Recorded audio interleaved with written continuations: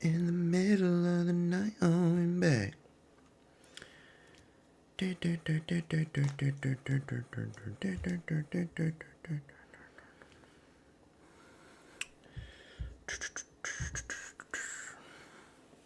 Jusang Yu.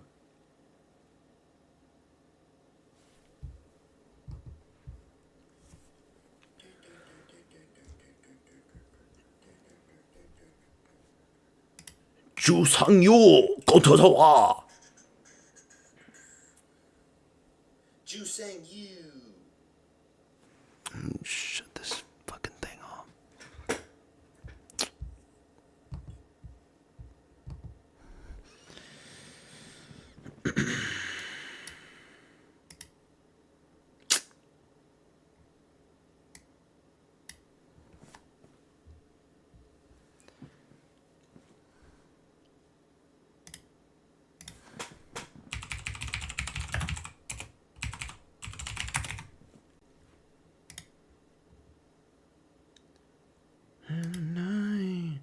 In the middle of the night, going back.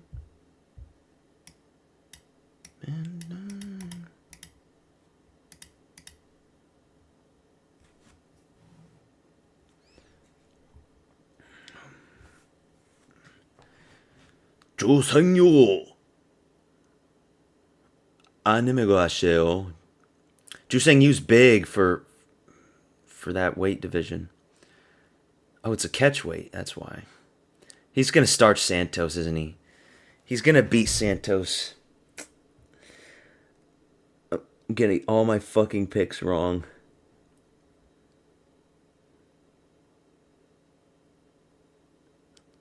Let's go, Santos. Overhand right.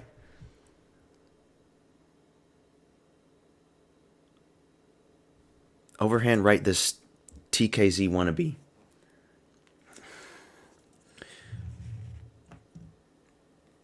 There we go. Good left hook. There we fucking go. 조상요. Let's go, Santos. Oh, shit. Jusang Yu. Jusang Yu showboating. Shin to shin. Good takedown from Santos. Take this motherfucker down. Take this guy down.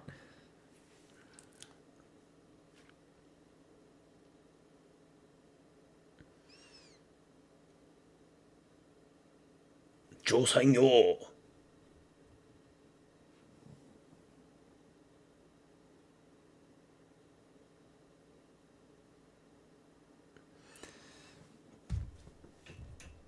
조상요.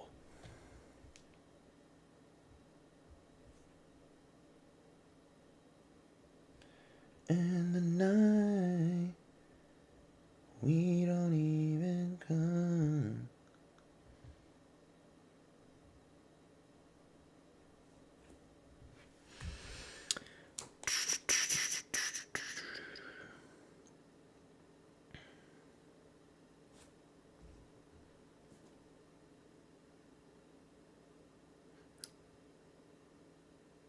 Come on, Santos, you gotta do something.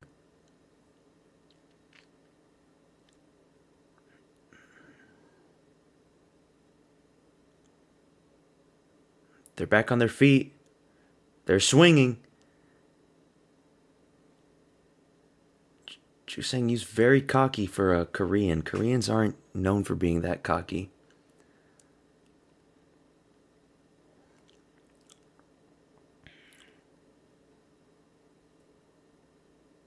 There we go. That big overhand right. You fake the takedown, you go for the big overhand. That's what you gotta do against this guy who can't fucking make weight. It was you that didn't make weight, right? I can't remember.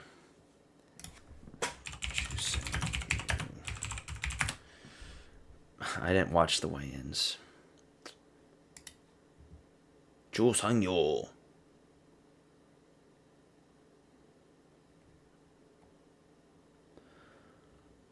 I don't know.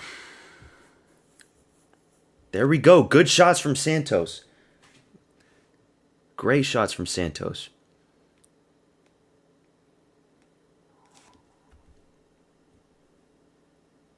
Santos won this round. For sure. Daniel Santos won that round.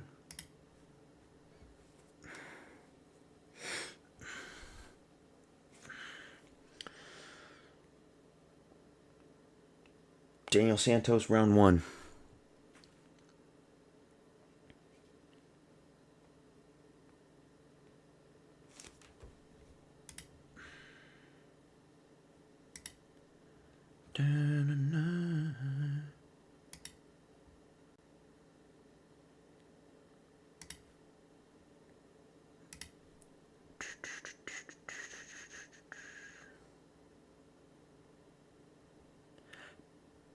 Bummy mix.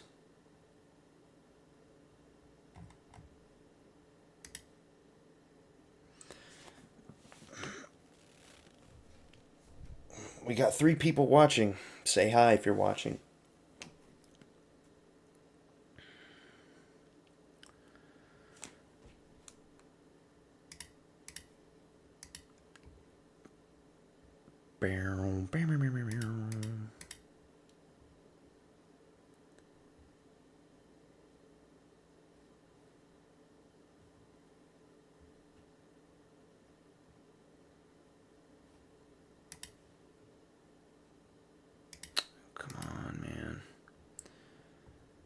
Fucking streams are so horrible. I just missed it.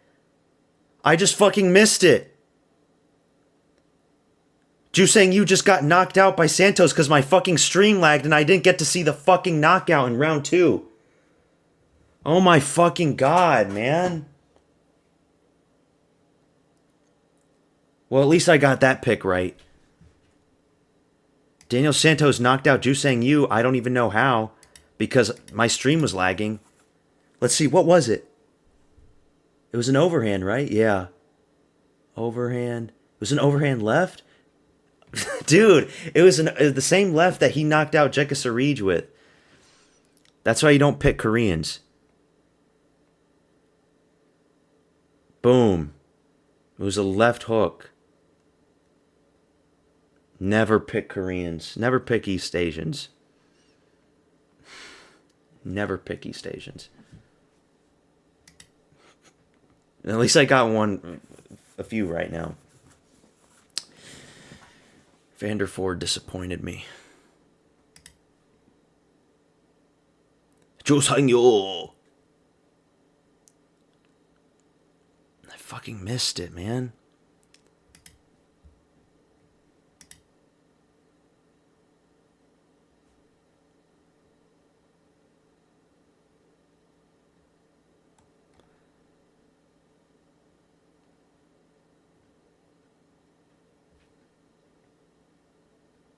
Oh, it was Santos that missed weight. It was Santos that missed weight, apparently. Whatever.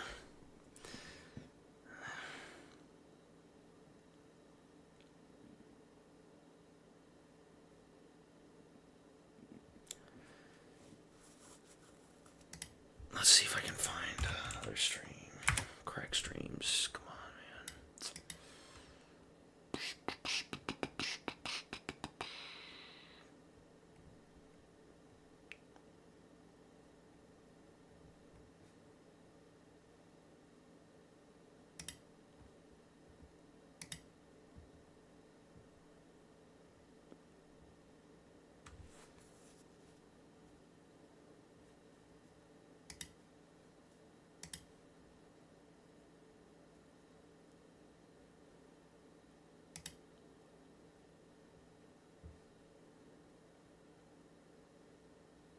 Here it is.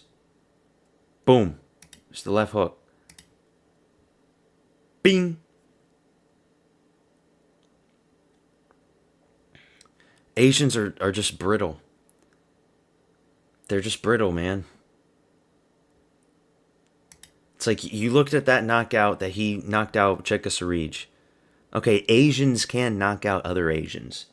That is true. You put a Brazilian or Eastern European, it's done. White Americans, I would say, are on the same level as East Asians. White Americans are like on that same level now. They used to be much better, but now they just suck. I watched PFL yesterday, and I get why MMA YouTubers pick the UFC guys 9 times out of 10 in PFL. I know, man. I just... Welcome to the stream, by the way, Jimmy. A part of me wanted to pick the Polish guy, Jakub. But I saw that, like, what was Patchy? He was like a minus 300 or something. Minus 300 favorite. Like, you see that, and you're like, okay, well, maybe some people know something that I don't. And, you know, his record in Bellator was really good. At least I got Santos right. I'm about to get Teba Gautier right. Let's see if we can refresh it. He was like a minus 4,000 favorite today. Let's see. Oh, he's minus 2,000 now. But, oh, I can't show that.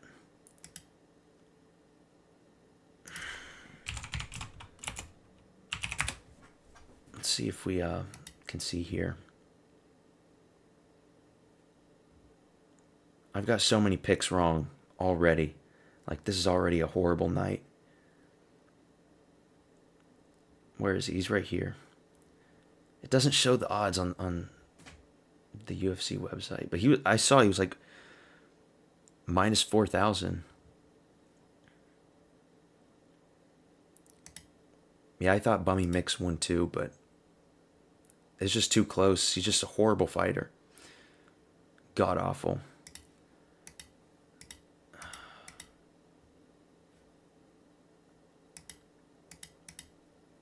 I need to find a good stream because all my shit's lagging. Whenever there's like a big card like this, where there's going to be so many people watching, all of the streaming sites are just terrible.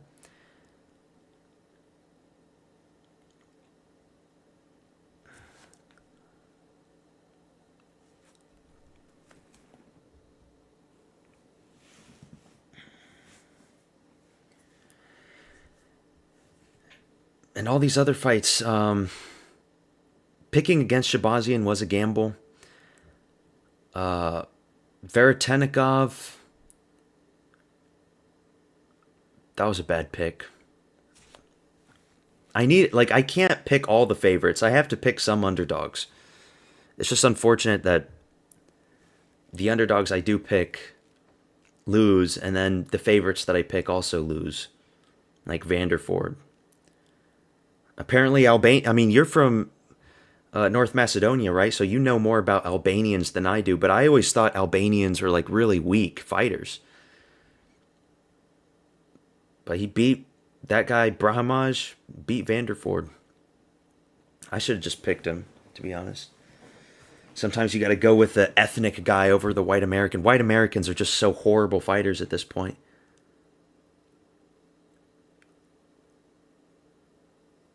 Like, if Pyfer loses, I'm never picking a white American ever again. I know Corey Sandhagen's going to lose. But if Pyfer loses against a guy like Abus, and I know Abus is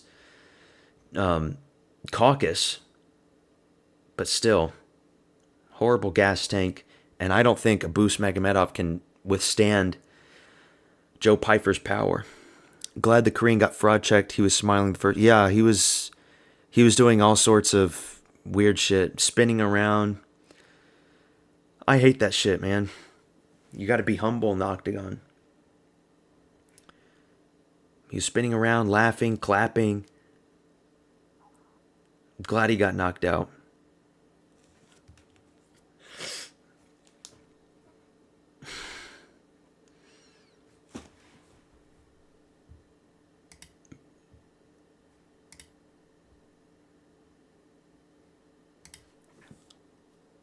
It's going to be rough because, like, the main event, it's going to probably be like at 1 o'clock my time.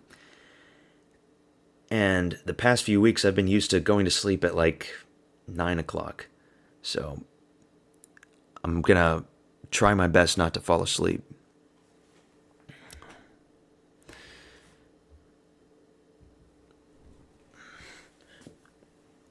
Yeah. Ankalaev, Dvalishvili, Prohaska, all the favorites. I don't see Merab losing. But I could see Prohaska losing. I could see Ankalaev losing. I just don't see Merab losing. And knowing how my picks have been working, Prohaska and Ankalaev will win and Merab will lose. The Serbs and Croatian fighters are better than Albanians, I imagine. I know, like, Albania has a stereotype that it's a very, like, criminal-oriented country. Like, a lot of crime. A lot of Albanian gangs that illegally migrated to the UK. So I didn't have really a high opinion of Albanians. You know, they're the bastard remnants of the Ottoman Empire. So, yeah, I can't respect Albanians all that much. And so that's why I picked Vanderford. But I should have known that Vanderford's just a white American bum. But we're about to get a Teba Gautier, right? This is lock of the night. They have to put a sacrificial lamb for a Teba Gautier. Yeah, I know in the Balkans, everybody hates each other. All those mountains fucked you guys up, created all those different ethnic groups and stuff.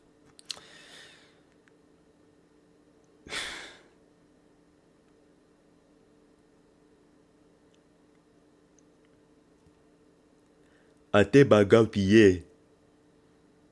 I want to eat my fufu, my jollof rice, my yams. I want to knock out these motherfucker Treston vines, eh? That's hard for me, you know. My mom wakes up at 5 a.m. If this guy can defend takedowns, this motherfucker's gonna be champion.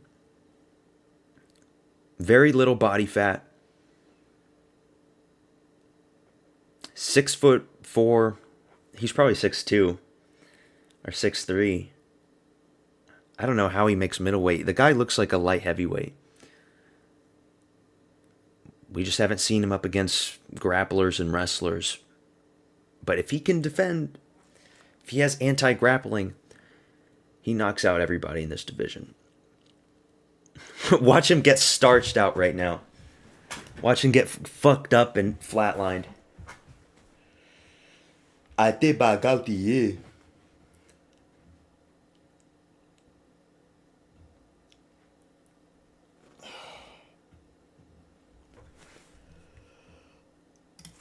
Has he lost before? Oh, he has one loss.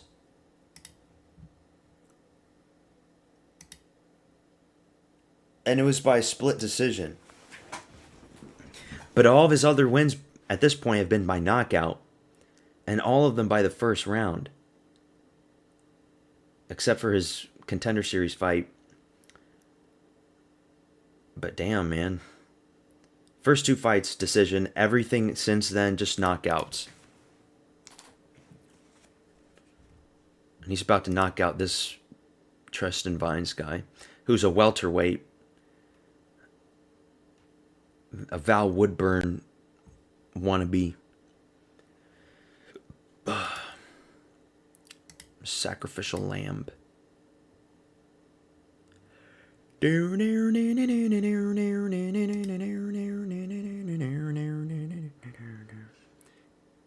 It's tension towards terrible territories because they want to own that land ever since the Ottomans got kicked out. Yeah.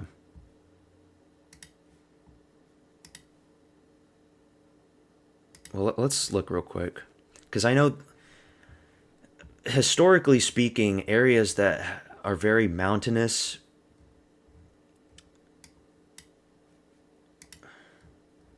creates a lot of like ethnic groups.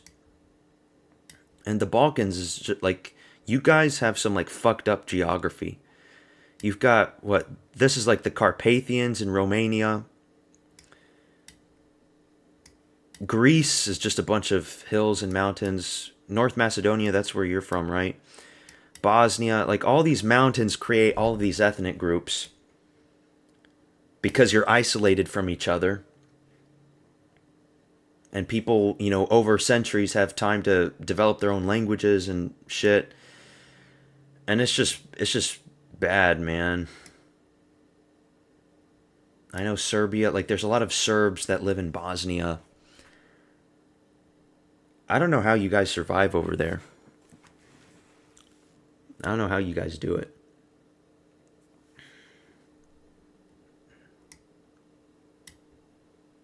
I know Bosnia is all fucked up. Albania is fucked up. Kosovo is basically just a NATO-controlled territory. Montenegro, I don't know much about Montenegro. I think Montenegro's, I guess, peaceful now. All I know about Montenegro is one of my friends visited there. That's it. And, yeah, Turkey sucks. Bulgaria's a dump. Croatia's, I guess, decent. Slovenia's decent. And then, yeah.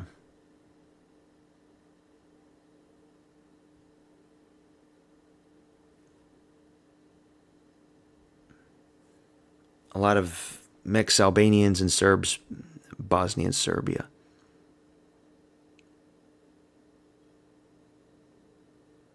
Yeah.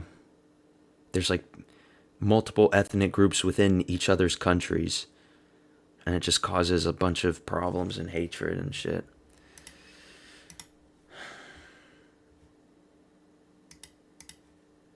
My God, if this stream lags again. I can't wait for the Paramount deal. I will pay money for the Paramount deal.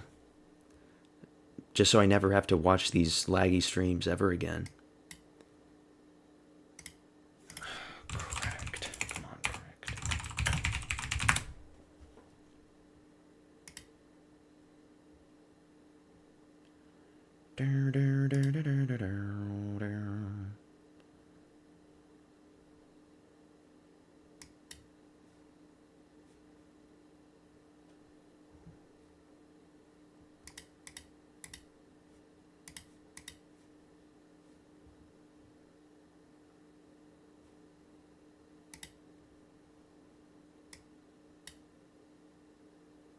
Okay, the fighters are in the octagon right now. Ateba Gautier versus Tristan Vines. Let me get my timer ready. Gautier by round 1 knockout. Come on. This guy is... If Tristan Vines wins,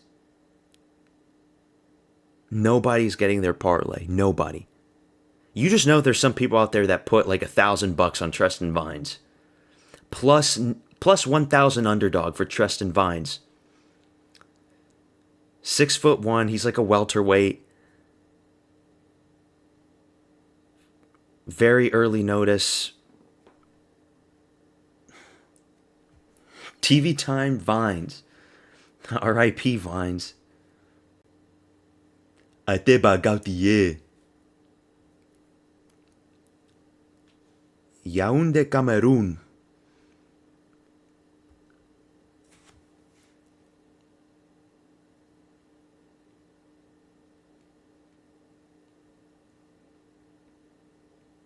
If Ateba Gautier can defend any takedown whatsoever, then oh my God, that girl in the crowd, that Asian girl, holy shit. Did you see that girl in the crowd? She had giant bazookas on her, and they look natural. Okay, here we go, round 1.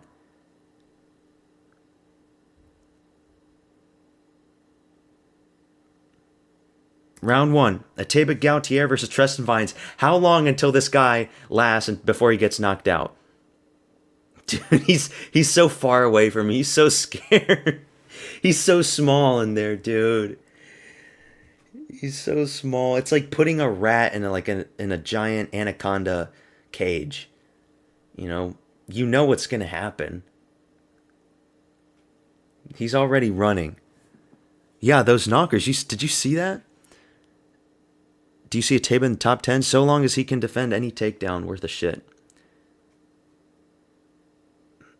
I would love to see Gautier versus Pyfer. But we might not see that anytime soon.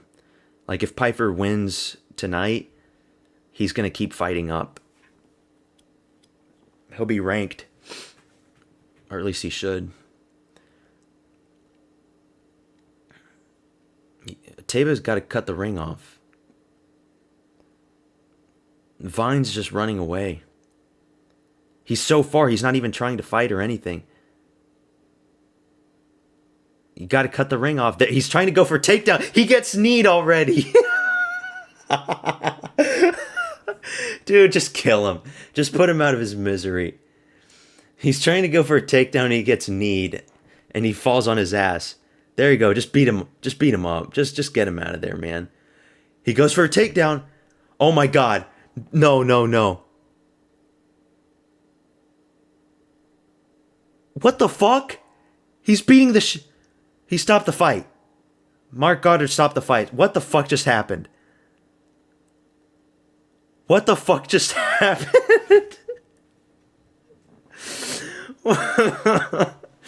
Wow. Yeah, no wonder Ozzy Diaz got injured. I don't know. He's not going to become champion.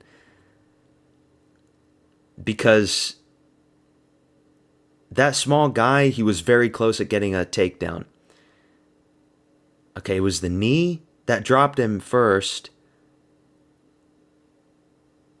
But then what the fuck? Oh, it was the elbows on the temple.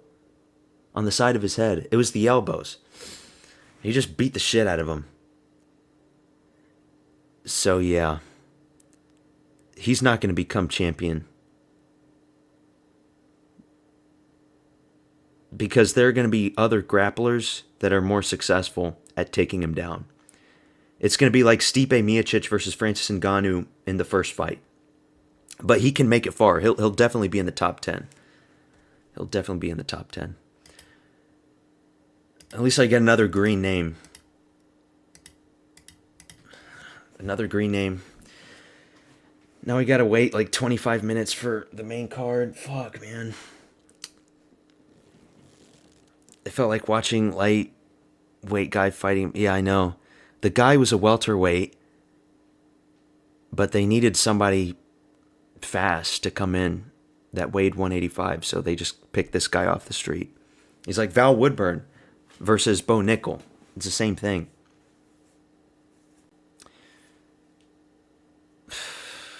What a joke. Like, for a second, I was like, oh my God, he's got the double leg. All he needs to do is just power through it.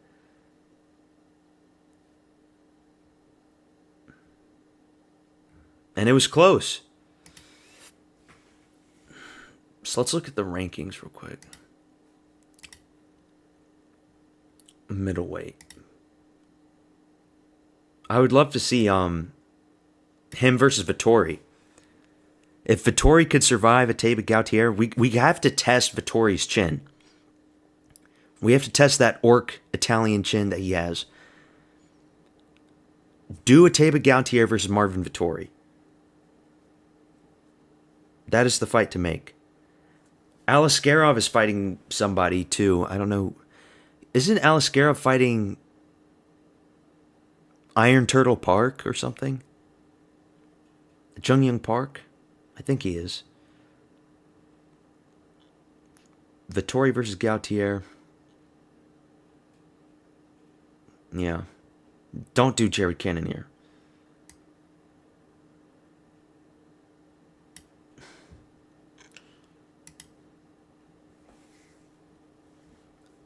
Ludek, I'm using Crack Streams. But you could also try Wrestling Network. But I'm Wrestling Network for me has been lagging so far in this card. Some of these big cards, they just lag because there's so many people going to the websites. So you just got to go back and forth. Thanks for tuning in, by the way. I don't get why Vettori didn't adapt any grappling skills with his iron chin. Well, he did take Adesanya down. But yeah, Vettori is just god-awful. So that's why they need to do this fight. We need to see Vettori knocked out at least once before he's cut from the UFC.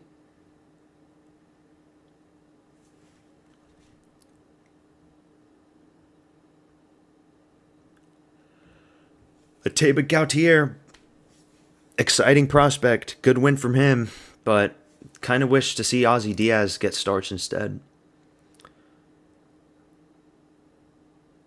I mean this well, the UFC matchmakers should genuinely feel ashamed of themselves and be held legally responsible. Finding the worst fighters of the world to be fed to Gautier is honestly evil. He had the takedown in but was too weak. Yeah. It was the elbow to his temple. Come on, man.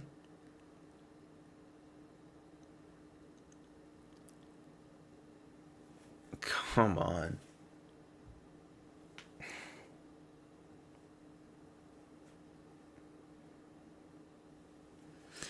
Tell me sweet little lies.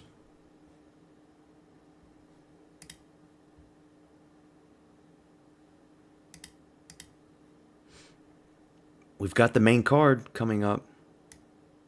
Joe Pyfer. Joe Pyfer's next. Joey Pyfer.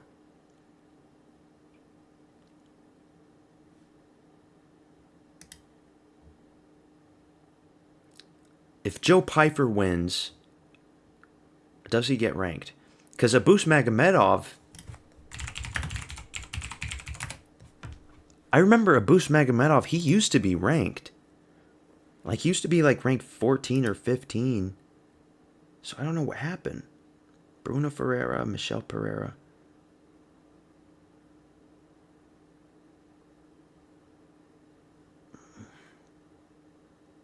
No, man.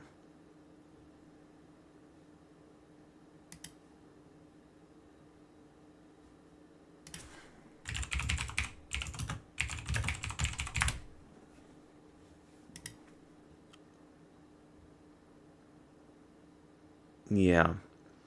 Aliskerov's fighting Iron Turtle on the 25th. Which is 3 weeks from now. I think Aliskerov destroys Jung Young Park, sadly. I think he gets annihilated. Oof.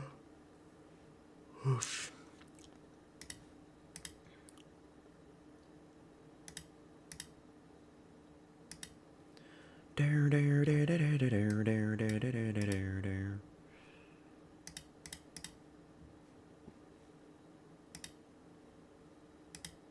Teba Gautier.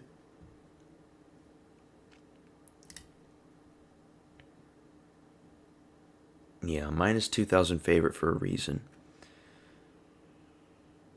It's interesting that light heavyweights were welterweight size.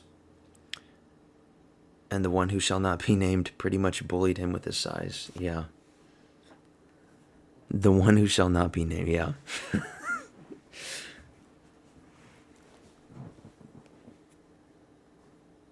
Oh yeah, like what was his name? Rashad Evans, Chael Sonnen. Who else? Who are some small ones? DC. I mean, DC is just so fucking fat. DC could be fighting at lightweight if he really wanted to. 5'10". There's 6'3" lightweights. DC could have been that guy.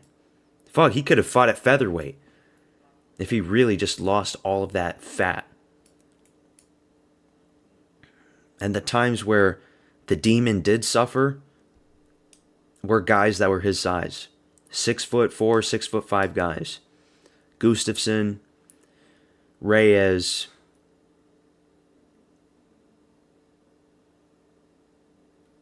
Santos. Santos like 6'3". Yeah. The guy who got his neck almost snapped. Who are you talking about?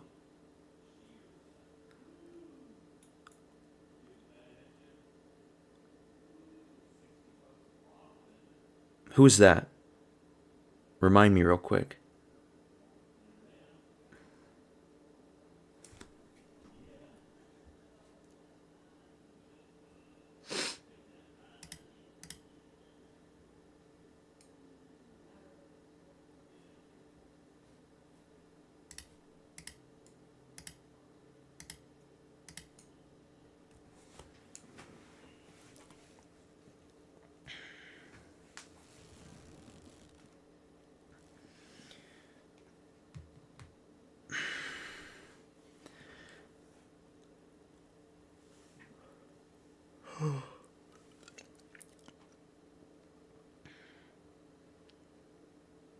I really wish they would just, like, the early prelims, the prelims, and the main card, it would just flow seamlessly.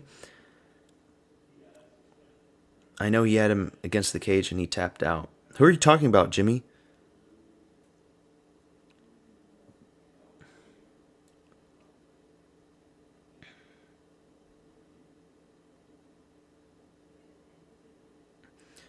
Who do you have winning, Jimmy, for the main event?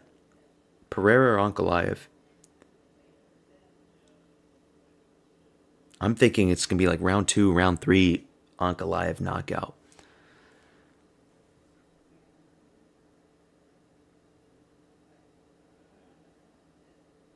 But I did make a video talking about how Ankalaev's nose hasn't been broken yet, even though it's so fucking big. So I might jinx myself and Pereira might just shatter his nose and just beat him. So I don't know.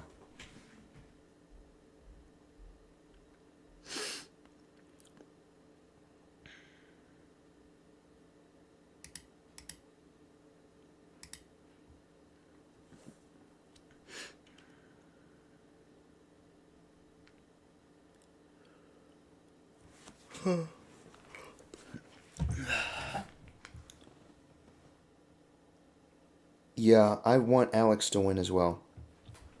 I want Alex to win and I want Josh Emmett to win. I don't want Yusuf Zalal to win. I can't pick him. I just can't. But we'll see if he lands a big fat meaty hook on Yusuf Zalal.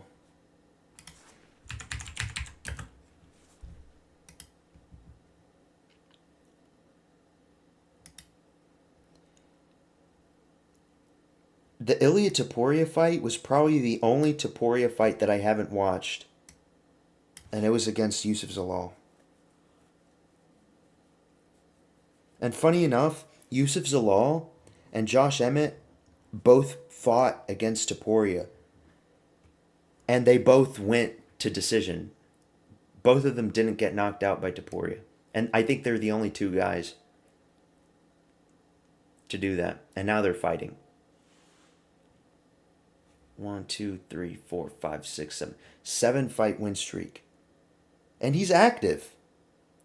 He's decently active. 3 fights in 2024. Second fight in 2025. Oh, yeah. Lyoto, yeah. Yeah, Machida, that one. Yeah, he was not a natural light heavyweight. You're right. I was a little kid when that fight happened. I never watched it live. Yeah, Lyoto Machida. How could I forget that one, though? The one where the guy actually looked dead on the ground with his tongue sticking out. Not his tongue, but like his lip was like all fucked up.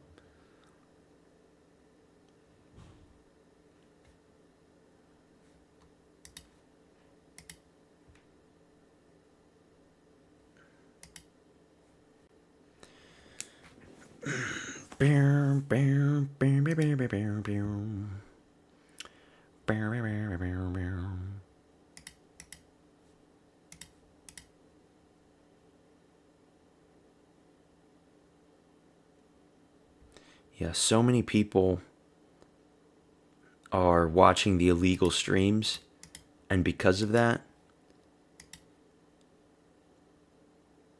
everything's just lagging. So when the main event comes, I'm probably not going to even be able to watch it. Do you have Jimmy, do you have like a reliable streaming site? Cuz I know over there in the Balkans, they probably have like some good shit that works. Cuz I over here in America, it's all clogged up. Crack Streams, Wrestling Network, Buff Streams, Stream East, it's all clogged. Try Stream East again.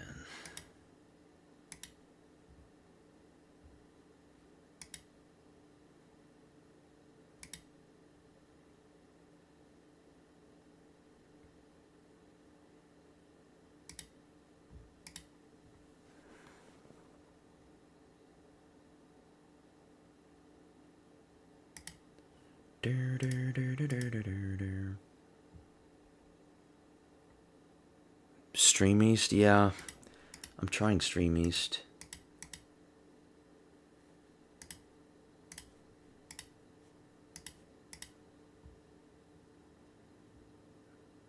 It's just Stream East has just changed so many times.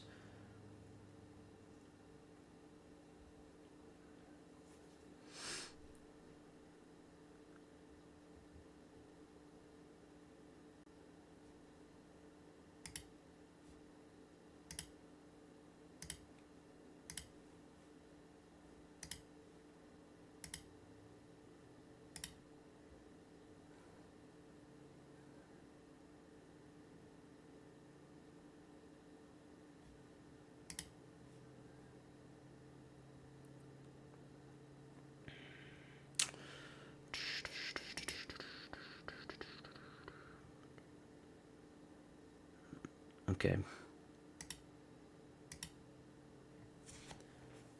Anthony Smith as a commentator. Lionheart Smith.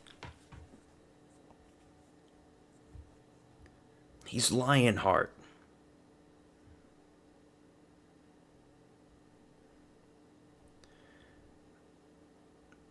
Yeah, Tristan Vine's a sheep in the cage of a lion.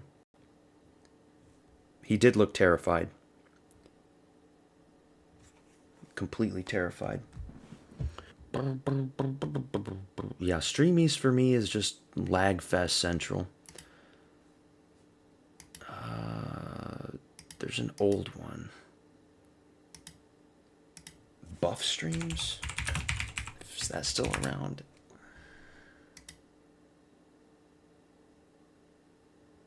There's like Buff Streams, and I'll try Meth Streams.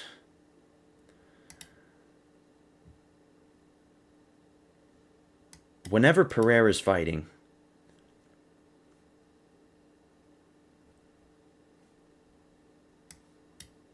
everybody wants to watch.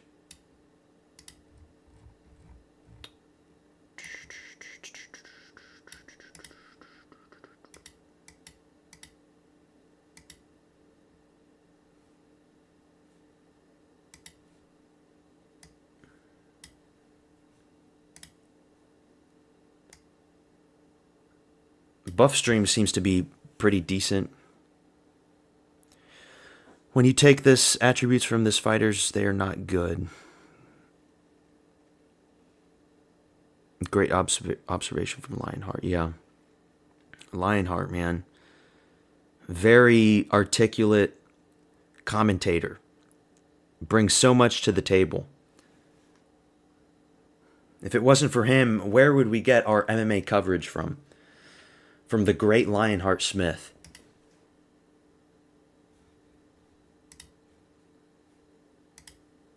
Chael Sonnen is picking Josh fucking Emmett. What a joke. Chael Sonnen is always with the bad, horrible takes. Josh Emmett. Uh-oh, BKFC drama. Mike Perry just beat up Jeremy Stevens. And BKFC. Who the fuck is that guy, yeah? Beats him up.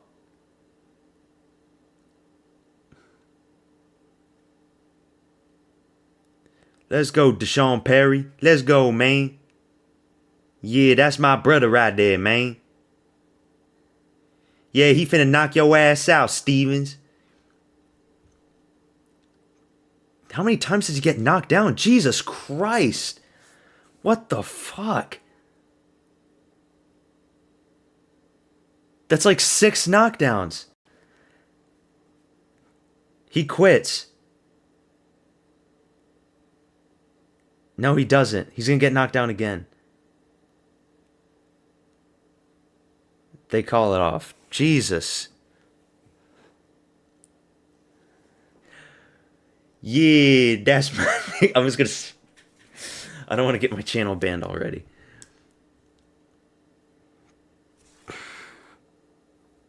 That's my brother.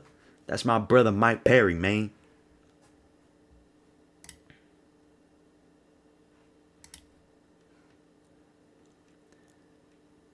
That's when you know to pick the opposite. I know. Chael Sonnen, always pick against Chael Sonnen. If Yoel Romero was more polished, do you think he would be the middleweight GOAT? I think he could beat DDP. I don't think he could beat Chimaev.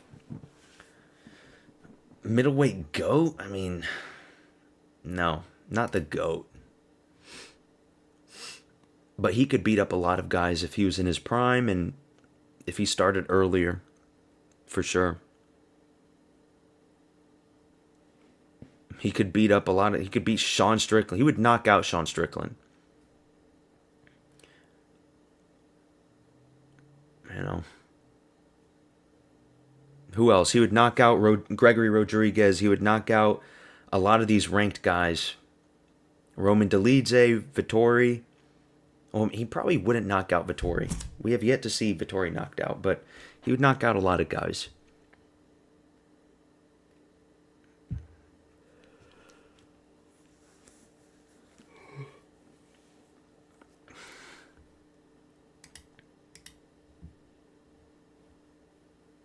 Main card's about to start.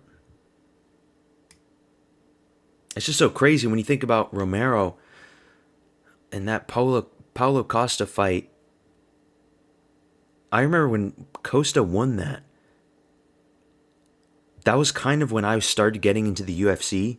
And I was like really, really into the UFC during the build-up of Costa versus Adesanya. And I thought Costa was going to destroy Adesanya. Vettori bleeds so easy. I know, yeah. He does bleed a lot. But he doesn't get knocked out. But yeah, like, I started watching the UFC around 2018, but I didn't really get into it around like 2020, which I think that was the year with Costa versus Adesanya. And seeing Adesanya just pick Costa clean apart, it really did some damage to me, because I thought Costa, his build, he was so fucking big and muscular, especially in that in the Romero fight. Like, holy shit, this guy's fucking massive. And to see a very muscular guy like that get picked apart by lanky Adesanya, I hated watching it. I really did.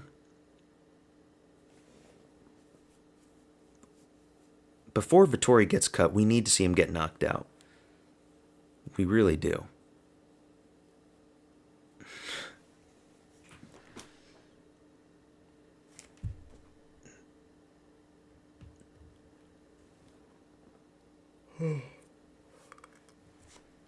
I would have been sleeping an hour ago, because I got a new job and I start early in the morning, so I have to sleep I'm not missing UFC. There's no fucking way I'm ever missing UFC fights. Costa ruined his chance because I think he could beat RDR. Well, he's still on a run up. I mean, it's not completely over for him. Like, let's look at... He beat Kopylov, and he looked changed. You know? He's 13. He beat Roman Kopylov. They might do him versus Cannonier. I mean, I don't really want to see that. I think Cannonier should just retire.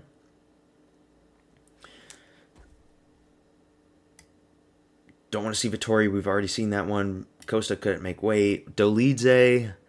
I don't really want to see Dolidze. Michael Page probably isn't going to fight down. He's already fought Whitaker. Brazilian versus Brazilian. Costa versus Barallo. I wouldn't mind that. I just don't think it's going to happen. And, yeah. He's already fought Strickland. He's already fought Asanya. Costa versus DDP. I don't think they would do that. I don't know who Costa's going to fight next. I really don't. Maybe if Joe Pyfer knocks Abus out really badly, they might do that one, but I don't know if Costa wants to fight down since he just won. They really need to do MVP versus Adesanya, which would either be the most boringest fight in existence or one of the best fights in existence. But we have to find out. Michael Page versus Adesanya, do that fight. Whitaker, who should Whitaker fight? Whitaker's on a losing streak now. Just give him like Dolidze or something. Who cares? Loser versus loser. Roman Dolidze. Yeah, and Aliscarov's fighting Jung Young Park, which is kind of a weird fight. That's a weird fight in my opinion. And then light heavyweight. If Yuri beats Khalil and Ankalaev beats Pereira, who do you think should get the next title shot against Ankalaev? Should it be Yuri or should it be Olberg?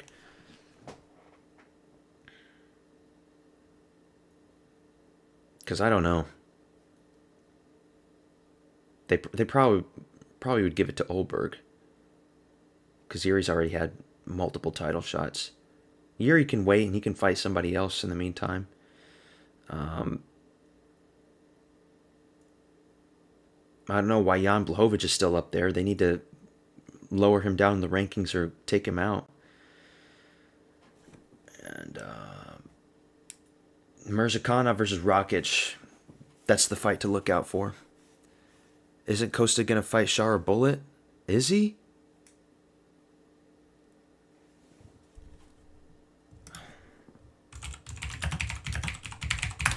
I don't know. I mean, I heard they want to do that fight. I didn't know it was confirmed or anything. Doesn't look like it. Let me see Tapology.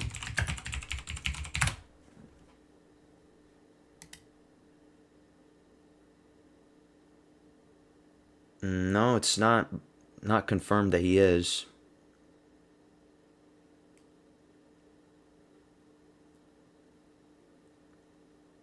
Look at all these canceled fights. Remember, he was supposed to fight Chimaev. Remember that?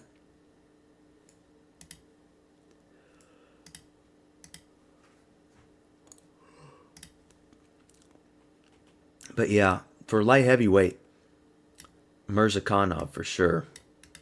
I hope Mirzakhanov beats Rakic. He's 36, so he'll be 37 in April. Look, I mean, you can be older at light heavyweight. That's not a problem, but we need to fast track this guy up. He's undefeated. Most of his wins by finish. 6-fight win streak in the UFC. 5'10", completely density maxed. Very exciting fighter. And when is he fighting Rakic? 10/25, so 3 weeks from now. 3 weeks from now. Oh, that's the Abu Dhabi card. Yeah. That's UFC 321. That's right. Aspinall versus Gane. The best co-main event that you could ever ask for. Verna Jandiroba versus Mackenzie Dern. This is where we got Umar Nurmagomedov versus Mario Batista. Volkov versus Almeida. That's a good heavyweight fight. That's going to answer a lot of questions. Rakic and Murzakanov just to start off the main card. Alice Guerra versus Jung Young Park. And then from here on down, the best fight of the night. The Clash of the Titans matchup. Hamdi All-You-Can-Eat Abdul Wahab versus Chris Corn Syrup Barnett. I am going to be starting the stream right before this fight happens. Azat Maxim versus Mitraposo. Who the fuck are those guys? Nathaniel Wood versus Jose Miguel Delgado. This is the guy that knocked out Hyder Emil, I think. This is like my first... I'm pretty sure this is the guy. There's so many Hispanics. Yeah, it was Hyder Emil. This is my first ever YouTube video on this channel, was UFC 317, and I'm pretty sure he was on it. Pretty sure, UFC 317, right? Yeah, it was. Topuria versus Oliveira. That's when I started my channel. 3 months ago. Kali Thodgia. I don't know what the fuck that means. First fight in 2010. Second fight 2015. Game start or not? Not yet. Not yet. Sal bin Nazar. Where are you from? Is that India?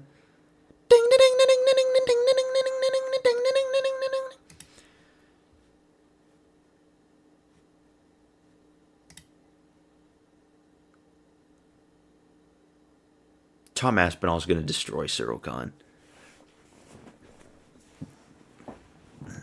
Nobody can convince me otherwise.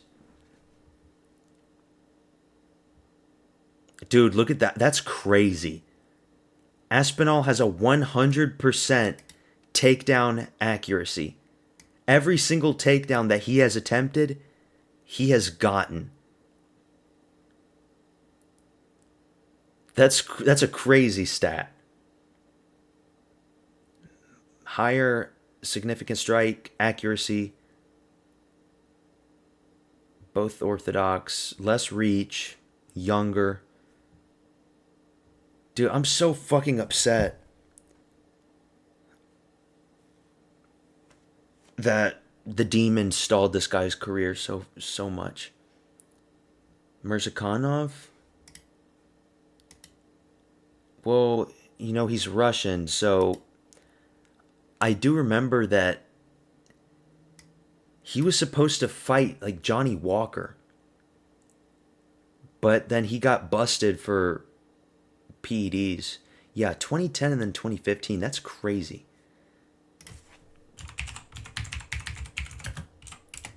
He's had so many canceled fights.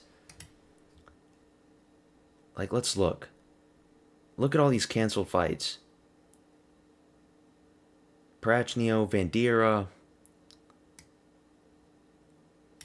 He's supposed to fight Uzdemir. He's supposed to fight Khalil, Krylov, Johnny Walker. And then out of all of these fights, he accepts Brenson Ribeiro.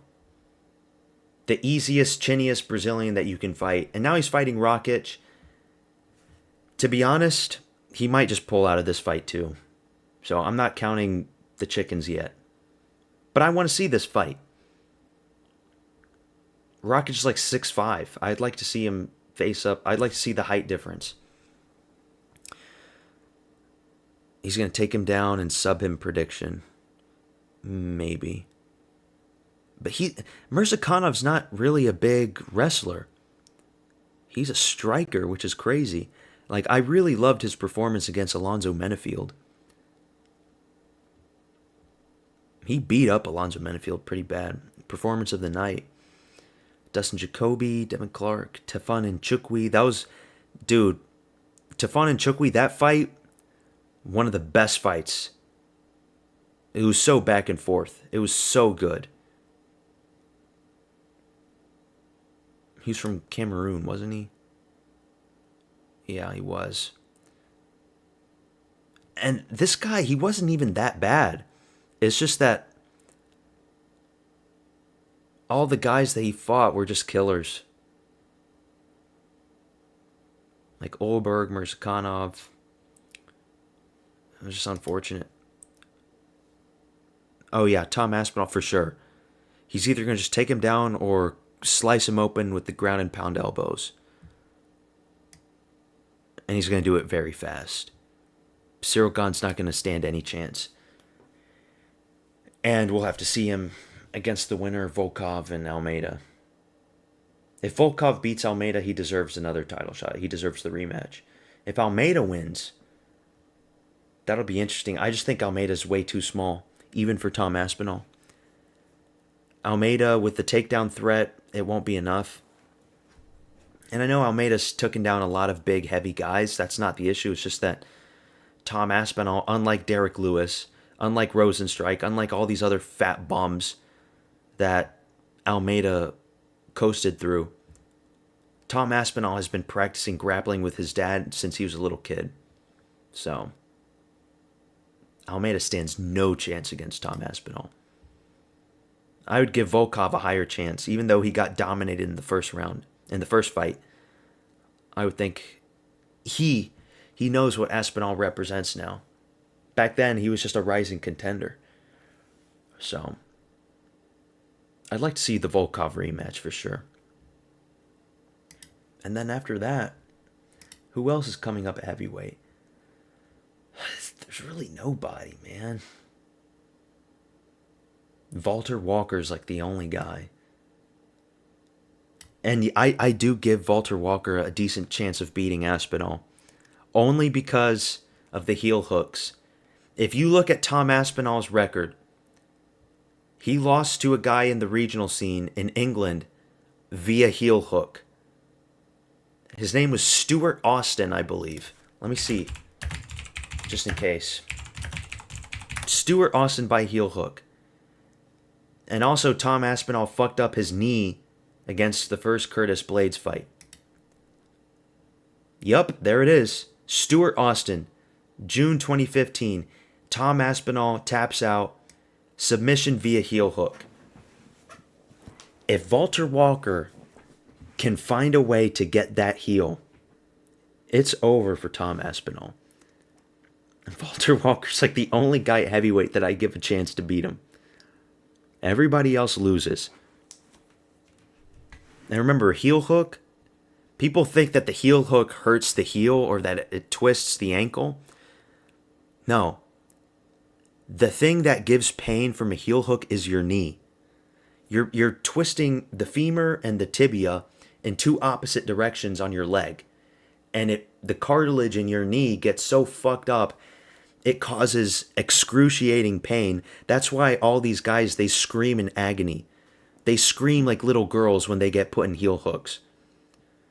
Junior Tafa screamed, and they tap out very fast. Don'Tale Mayes screamed. Kennedy Nezuchukwu, they all scream like little girls. Because it's the most painful submission that you can get put in. And Tom Aspinall, he is a human. He will scream as well. So, like, seriously, honestly, my honest to God opinion, Walter Walker, he's fighting Muhammad Usman. I think he's going to beat Muhammad Usman via fourth heel hook in a row. And from then on, he's young too. Walter Walker, he's like 27. So he's got plenty of time to rise up. He'll probably get a title shot a year and a half from now, maybe, if he just keeps beating everybody that the UFC put in front of him. So, yeah. Hopefully he doesn't lose. Because nobody else poses a threat to Tom Aspinall. Not Cyril Gane. Maybe Volkov, but I doubt it. Not Pavlovich. Pavlovich would get beaten even worse in the second time. Because this Pavlovich is shy and very timid. He'll get taken down just like Alistair Overeem took him down and beat the shit out of him. Curtis Blades, they're not going to do Curtis Blades versus Aspinall 3 anytime soon. Almeida's too small. Cortez Acosta, what a joke. Don't get me started. Spivak already lost to him. Lewis, honestly, Lewis probably has a chance. Delija, we've only seen him once in the UFC. Tybura already lost. Tuivasa's never fighting again. Gaziev would eat Tom Aspinall. Parkin, Tom Aspinall already said he's never going to be fighting Mick Parkin because they're too close in the same gym. They're very close friends. And then Taliesin Teixeira would get annihilated. Walter Walker's the only guy. The only guy, in my opinion. Fight's about to start. Abus Magomedov versus Joe Pyfer.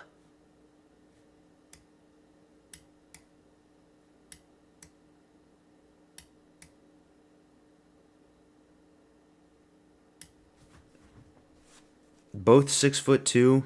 We'll see. Didn't Sandhagen fucked up TJ's knee with the heel hook? I can't remember.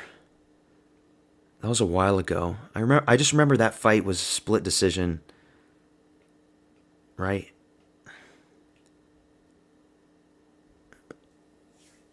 Yeah, I can't remember, to be honest. Joe Pyfer time, for sure. Let's go, Pyfer. Be Joe Pyfer. You want to fight in the UFC? Be Joe Pyfer. The angry, balding white man. If he loses this, I'm never picking a white American ever again. You hear me? Go out and just starch him. Like Marc-Andre Barriault. Kelvin Gastelum has an iron chin. Of course he's going to get up from your shots. Abus Magomedov isn't going to get up if you land those shots that you landed on Gastelum. He's not going to get back up.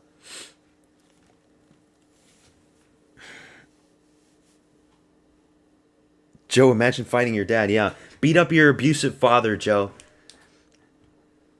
Abus Magomedov, picture him as your dad that beat the shit out of you when you were a little boy. When he took the belt out and just started whipping you in the belt. Daddy, stop, please. Daddy, stop it. Stop it, Daddy. Let's go, Joe. Shut the fuck up, Joey. Shut the fuck up. Take that shit, Joey. Here we go. I gotta get the timer ready. Abus Magomedov versus Joe Pyfer. Round 1. Here we go. I swear to God, Joe, if you lose this fight. If you lose this fucking fight. Let's go, Joe. Don't let me down, Joe. This is what you were made for, Joe. You were made for this moment. Channel all that pent-up rage and anger. Nothing's happened so far in the first 30 seconds. Nobody's thrown anything. Who throws the first blood? Come on, leg kick, something, anybody. Por favor, please. Joe Pyfer tries to go for a takedown. Abus is going for the guillotine, but it's not going to get it. What the fuck? Joe Pyfer with the wrestling? Who the fuck is you, Joey? Joey? I didn't teach you how to do double legs, Joey. You're supposed to throw punches, Joey. Like the punches that I threw against you when you were a little boy. He's got the clinch. He's got the takedown. He's in the bottom. He's in full mount. What a fucking dumbass. I'm never picking white Americans. I'm never picking white Americans ever again. What a fucking dumbass. Oh, this is horrible, dude. How do you fuck it up that bad? How do you fuck it up that bad? Joey, no. That's not what I taught you, Joey. You're supposed to be on top of your opponent. tell you, these Dagestani guys, he's trying to go. Abus is trying to go into side control, but he's not getting it. There's still 3 minutes left in the fight. Oh, no, indeed. Joey, you're not supposed to be like that in the bottom. You're supposed to be on top, just like I was on top of you when you were little. When I was fucking you in the ass. Remember that, Joey? When I sexually abused you? Come on, Joey. Show Abus Magomedov your rage, Joe. Show him your anger. Show him your hatred. Oh no, he just took him down again. And now his ass is right on Joey's face. He's 69ing him. Abus is trying to go for an arm bar. Oh no, he's gonna get it. Oh no, what a fucking dumbass. Why would you take this fight on the ground?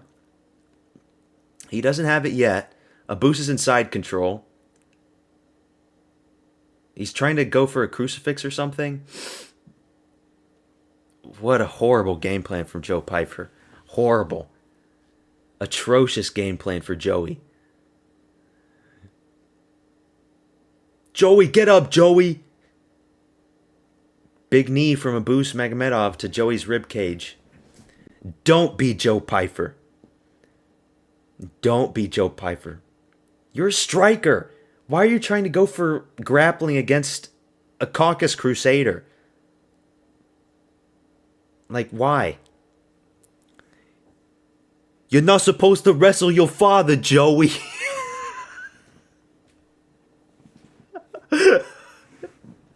You're not supposed to do that, Joey. He's trying to go for a standing guillotine, Abus Magomedov. Does he get it? No, he doesn't. Not yet.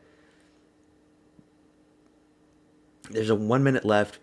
Joey's still trying to go for single legs. No, Joey, don't go for the single leg. You're supposed to punch your opponent. But it looks like he'll survive the first round. He's got to go for the striking. Okay, they're back. 40 seconds left. On their feet. No clinch. Come on, Joey. What are you going to do now, Joey? Front kick from Abus. Oh, Abus lands a big shot. No, Joey, you're not supposed to block the shots against your face, Joey. What the fuck are you doing? That's not what I taught you in your childhood. Another big jab from Abus Magomedov. What the fuck is happening? There we go, Joey. Show that Pyfer power. There we go. 10 seconds left. Come on. Do something. You lost this round. Joe Pyfer, you lost this round. Bad striking from Joe Pyfer. Abus Magomedov wins round 1. If Pyfer loses this fight, I'm never picking a white American ever again, and you hold me to account. And take it from a white American, okay? They're not it. Where exactly did Abus Magomedov was born? Was it actually Dagestan? Yeah, it was. He was born in Dagestan. I knew it was somewhere in the Caucasus because, like, his flag is Germany, so I know he's not an actual German. You go for the wrestling against a Dagestani. Good job, Joey. Great fucking work, Joey. You stupid fucking retard. You stupid fucking dumbass. Round 2's about to start. Big jab from Abus. You stupid fucking dumbass. Round 2, let's go. Abus Magomedov wins round 1. If he wins this round and survives, it's over for Joey. Round 2, here we go. Swing, Joey, swing. Swing that pale ginger, those pale ginger hands. There we go. There we go. He rocked him. He rocked him. Oh shit. Oh shit. He's beating. He's on the ground. He knocked him down. Don't go for the grappling. Just stand back up. Let him stand up. Good elbow from Joe Pyfer. Don't go for... No, you're ruining it, Joey. Let him stand back up. Let him stand back up.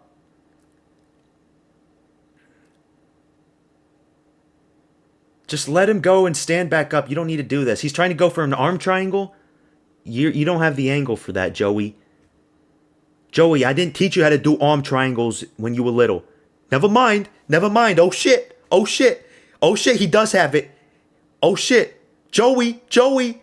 That's my boy, Joey. Is he going to tap out? No, he doesn't have it. But he's in full mount now. He's in full mount. I didn't teach you how to do arm triangles, Joey. He's going to get it reversed. Abus Magomedov is going to be on top, isn't he? No, he's not. Not yet. He's got the body triangle. Abus is bleeding on his head somewhere. Okay, that's not his blood. That's not Joey's blood. He's trying to go for a rear naked choke now. He needs to stand up. He needs to stand him up. This is bad. Trying to go for the rear naked. Does he have it now? Go for it. Go for it. Tighten it. Strangle him. There you go. Tap out. Tap out. He taps out. Let's go, Joey. That's my boy, Joey. That's my fucking boy, Joey. That's why I beat you up when you were little, Joey. To make you a tough and strong boy. There we fucking go, Joey. I will pick white Americans from here on out. Okay? Joey Pfeiffer showed Abus Magomedov there's levels to this game. Let's go, trailer trash, Joey. Let's go, Joe Pyfer. Joe Pyfer wins. At least I didn't get that one wrong. Let's go, Joey. Yes, indeed. That's my Jersey boy, Joey. I'm sorry for abusing you when you were a child. It was just a hook. Dude, Joe Pyfer has serious power. That hook didn't even land that clean, and it just wobbled him. It wobbled him bad. That idiot almost blew it. He almost did. He really almost blew it. But he's got it. Do Pyfer versus... I don't know if we should see a Teba Gautier versus Marvin Vettori or Joe Pyfer versus Marvin Vettori. Damn.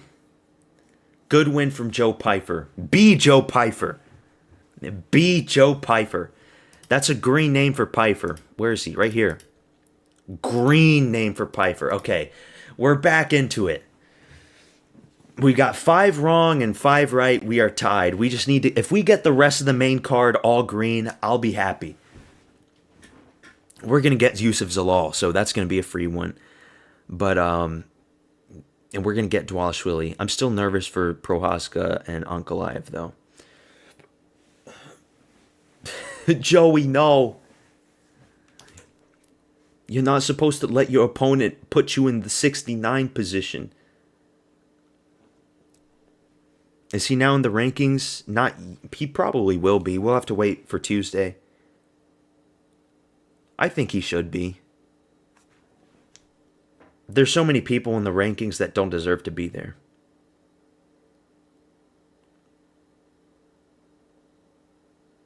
Let's see what he says.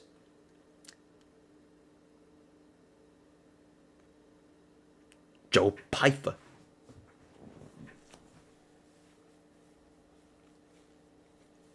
Three-fight win streak for Joey boy.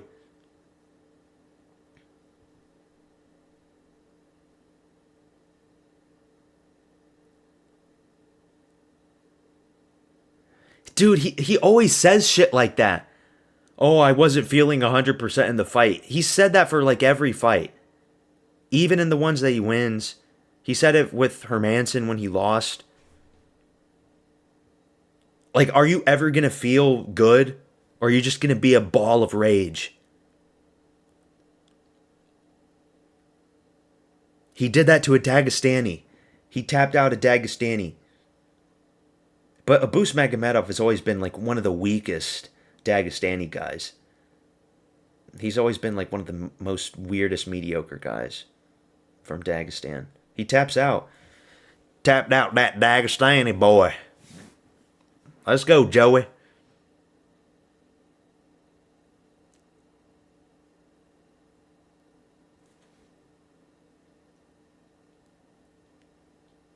USA up in this hoe. Let's go, boy. 50K, 50 G's, baby. Dude, he's so fucking angry. He's so angry, man. He's so rage inducing. Let me see if we can find the clips on Twitter. Let's go, Joey. Joe Pyfer submits a Bruce Magomedov. Joey Pyfer by sub. Joe Pyfer puts down a Bruce Magomedov and chokes him the fuck out in round 2. Put that body cam back on and claim self-defense, Joe. Bruce clearly reached for a gun and resisted.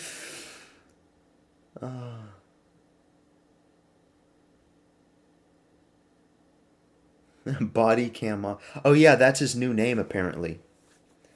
His new nickname is Body Cam Off. Wow.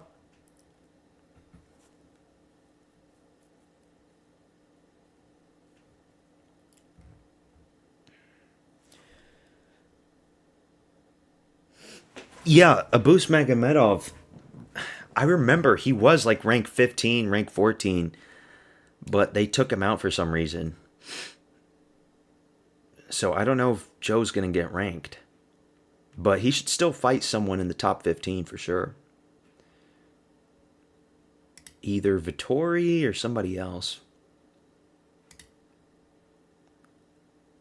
I think Jared Cannonier can do damage to Joe Pyfer. Delidze, maybe? Cannonier. It's either going to be one of those three. Cannonier, Delidze, or Vittori. Marvin Vittori, Hitzele de Regatta. Marvin Mussolini.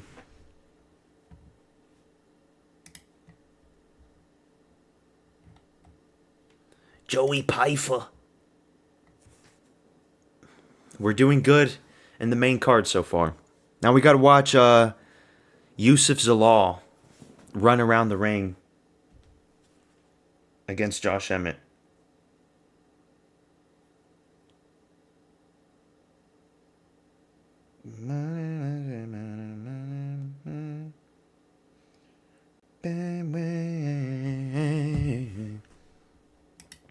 Dude, look at this man. That is an angry ginger.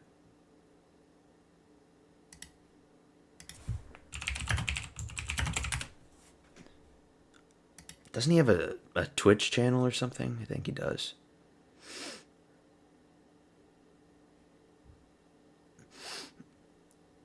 New Jersey Pyfer.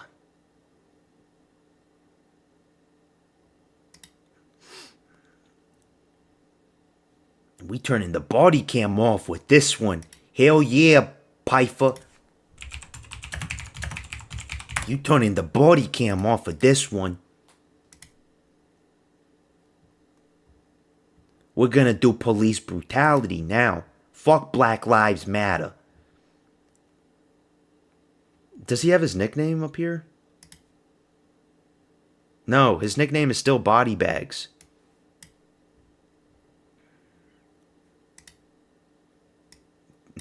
They need to change his nickname. Body cam off.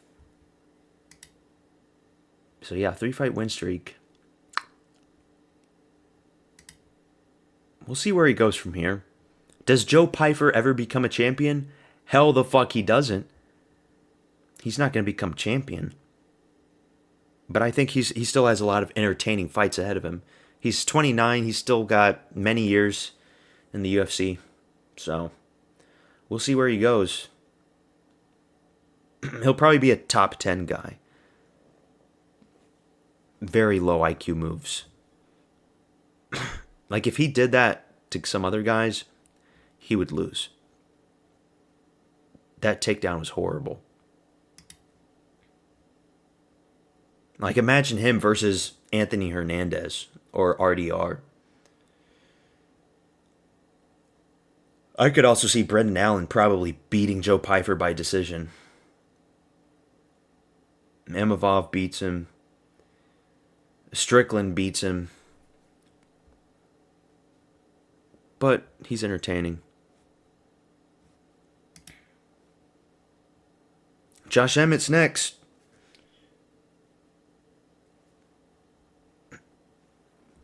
Yusuf Zalal.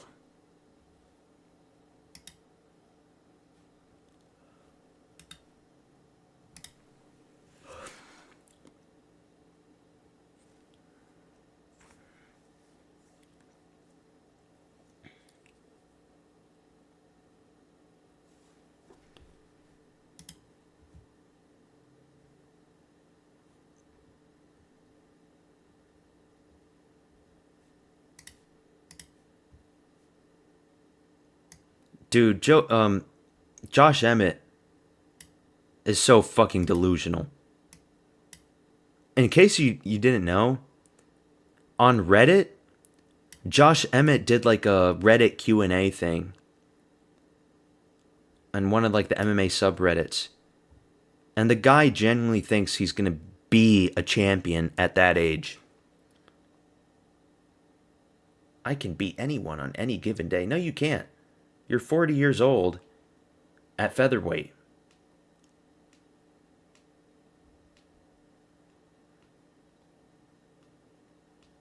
The Moroccan Devil.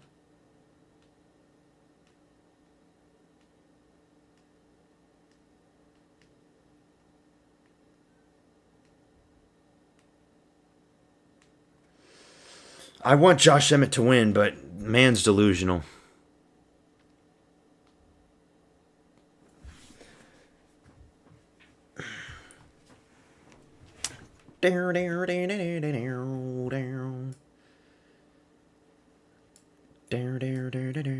Megan Olivi.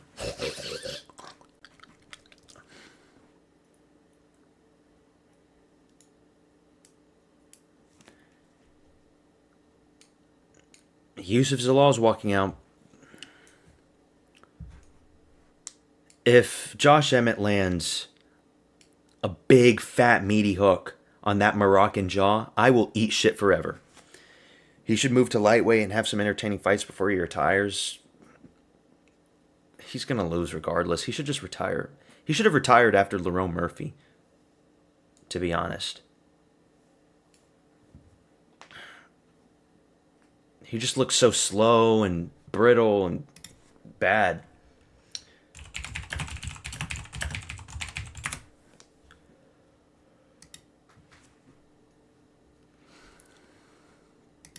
Like, what's he at, man?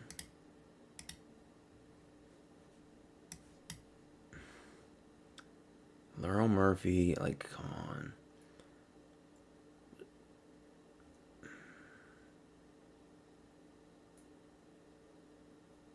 Bryce Mitchell, that was a great knockout. Dude, look at his face. He just looks so odd. And that tattoo that he has. Just a weird guy. Very weird guy.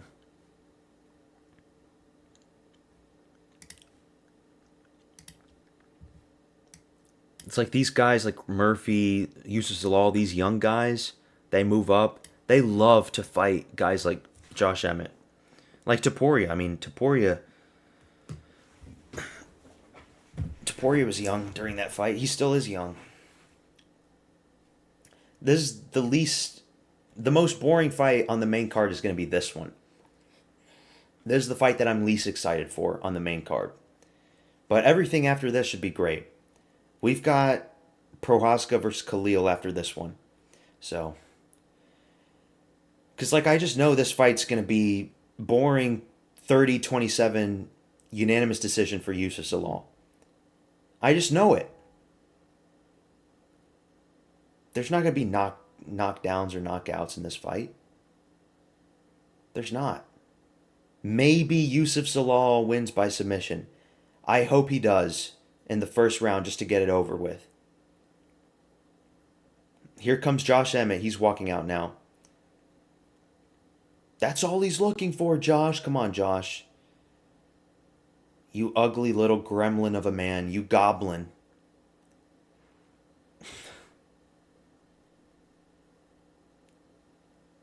He strikes me as like a very big liberal person. There's no way he's like a conservative. He looks like a Portland Antifa kind of guy. Is that TJ Dillashaw with him?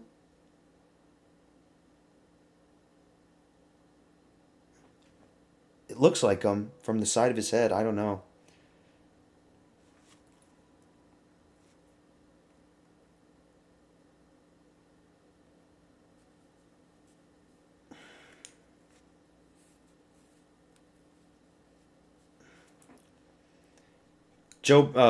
Jesus Christ. I was about to say Joe Pfeiffer. Joe Rogan. There's so many Joes, man. Joe Rogan talking about that if he connects, it's going to be all over. He's 40 years old. Look at his body. His body's all wilted now. It's not the year of the Unks. It's not. He's. I better not eat shit on this prediction. His rib cage is all weird looking now, man. It's a 40-year-old man who's delusional thinking that he's going to be champion at this age. He would have to fight 3 more guys, and he would be 42 when he gets a title shot at the featherweight division. Yeah, right. That's never going to happen. Yeah, fucking right.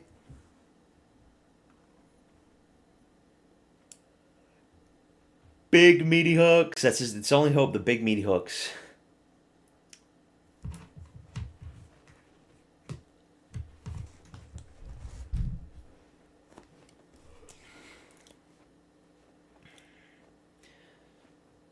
Wasn't the Marab Corey prediction eating shit? Dude, you actually watched that video. Oh no. Yeah, that was the one. It was Marab Corey. It wasn't this fight. I didn't talk much about this fight. Dude, no, man. I didn't think people were going to watch that video. You actually watched that fucking video, Jimmy. Oh, no. I'm not going to eat shit on stream. I'm not going to do that, man. There's no fucking way. And that's only if Corey Sandhagen wins by a flying knee KO. Like, if Marab throws a kick and breaks his ankle, like, yeah, he loses, but that's not the same thing. It's if Corey Sandhagen wins legitimately, like by a flying knee.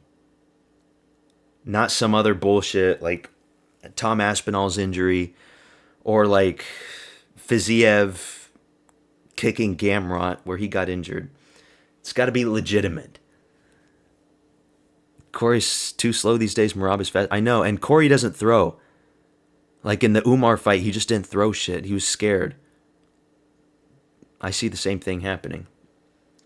But the flying knee, I don't know. This fight's about to happen, though. Josh Emmett versus Yusuf Zalal. Come on, Josh. You've been working your entire moment in life for this moment, Josh. To knock out Yusuf Zalal.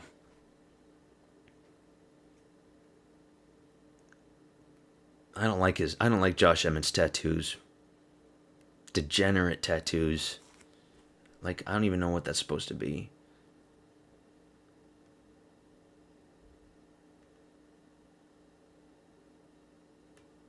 Fight's about to start.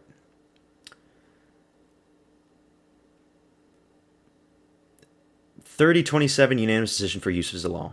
Here we go, round 1. Josh Emmett versus Yusuf Zalal. Zalal is very skinny. Josh Emmett looking to be aggressive.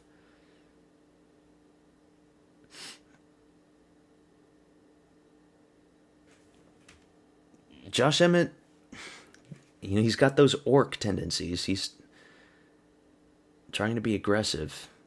I don't know, man. Ooh.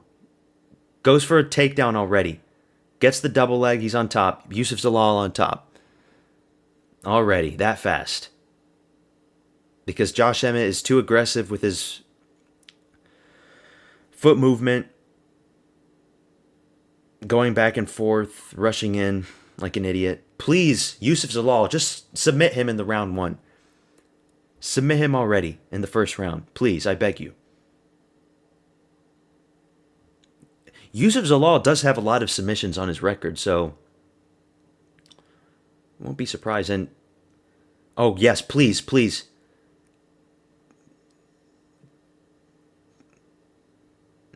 Going for an armbar? What is that? Triangle? He's trying to go for an armbar. Please get the armbar. He doesn't have the right angle.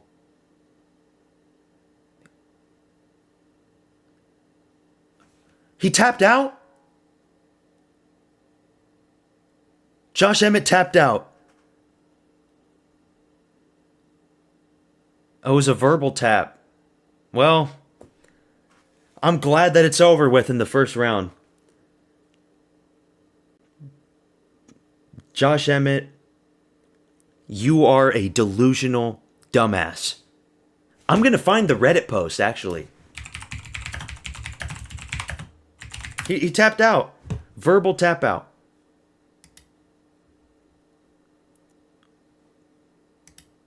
Holy shit, Yusuf Zalal. Gets the double leg takedown on the retard.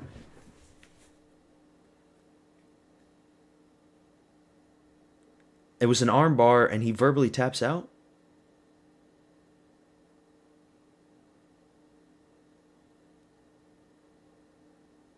Oh, it's over. That's it. We're going to get all of our picks on the main card right.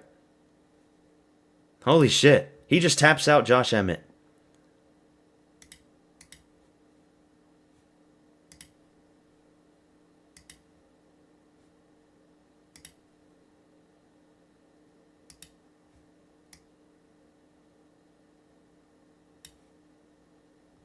Just taps him out like that with the armbar. Green name for Yusuf Zalal. We are in the green. We've got more right than wrong. That's it. Prohaska versus Roundtree is next, dude. Here's it. Here it is, man. I'm Josh Emmett, UFC featherweight contender. Ask me anything. This was 20 days ago.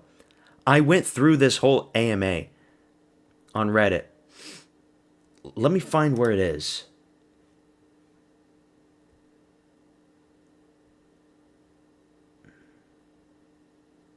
He was talking about... Oh, it was this one. It was this one. You've been in the UFC for years. Do you think about post-retirement plans or investing during your career? This is Josh Emmett, by the way. Yeah, absolutely. I'm always planning for the future. Fighting doesn't last forever, so I've looked at investing different business... Wait, is this the one? Oh, it was this. But there's no end in sight for me. I'm at my best, and I'm not thinking about retirement soon. And there was another one where he was talking about how he genuinely thinks he's going to become a UFC champion at 40 years old. That's like, oh, he's got a game plan and everything. Let's see if we can find it. The Goblin War org. Okay. I don't know if I'll find it. Oh, here it is. No bloody way. Hi, Josh. Big fan from the UK here. My question is, where do you see yourself at the moment? You're obviously a proven MMA legend at this point. Do you think you've still got a crack at a title shot? Or do you see yourself as one of the scariest gatekeepers for the weight class there's ever been? 100%. Same goals to be a UFC champ. After I get this huge win on October 4th, it puts me right back into contention. You're a delusional idiot, Josh. You should have retired after Lerone Murphy. You should have retired after Lerone Murphy. You're not that guy, Josh. You're just not. You got submitted by Yair Rodriguez, and now you get submitted by Yusuf Zalal. These young guys, they just beat the shit out of you. You got picked apart by Lerone Murphy. Beat up by Topuria. Oh, here's another one. How many more fights you think you got left, and what are your goals with the remainder of your career? Let's see what Josh Emmett wants to say. I feel better than ever. Bro, at 40 years old, you feel better than ever? I'm being pushed and trained the way I should have been training all along. I can't wait to show you all on October 4th. You get submitted in the first fucking round. In like the first minute of the first round, you get put in an armbar and you get taken down by a double leg by a skinny boy Yusuf Zalal because your distance management is horrible. The goal has always been the title. On a personal level, I want to set up my family financially. Well, I'm always going to wish you good hope on that. You're a family man. I applaud you for that, and I wish you the best. But you need to retire, Josh. Those have always been my goals. Please retire. For your health, for your own sake, it is time to retire.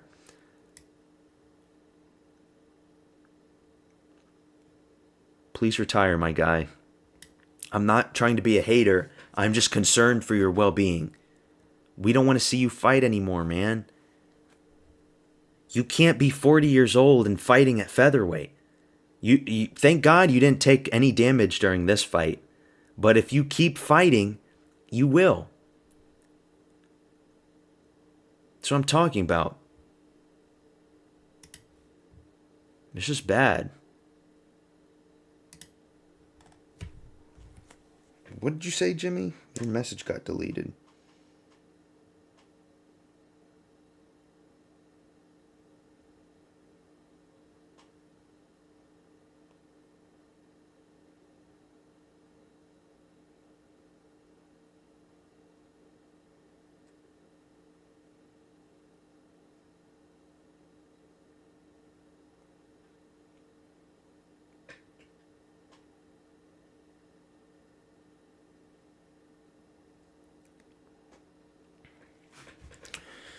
Josh Emmett. I said I didn't know Josh was this cringe. Yeah, he's so delusional, man. That's what I'm talking about. He's just a really delusional guy.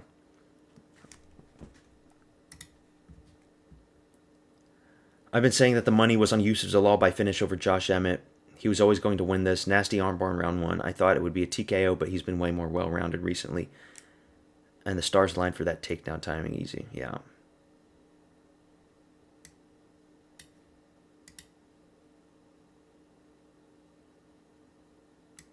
Just so fast.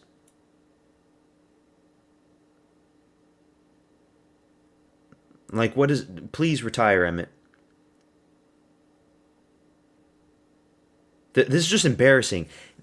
They had to do this fight in a main card for UFC 320. One of the best cards in the whole year.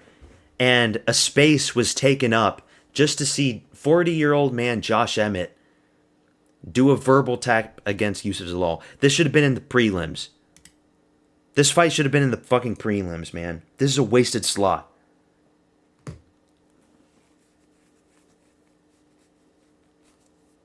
But thought it was mean, so deleted because talking to Reddit. Nah, man. Dude, this channel, this is a controversial channel, okay? We can talk shit. We can be mean. It's okay, Jimmy. We can be mean. Like, if this channel ever becomes big and we get, like, a lot of viewers in this channel, then we might have to tone it down because it's going to get more attention. But right now, we can be as mean as we want. A lot of traction. Josh fucking Emmett, man. Yuri's next. I'm a little scared for Yuri.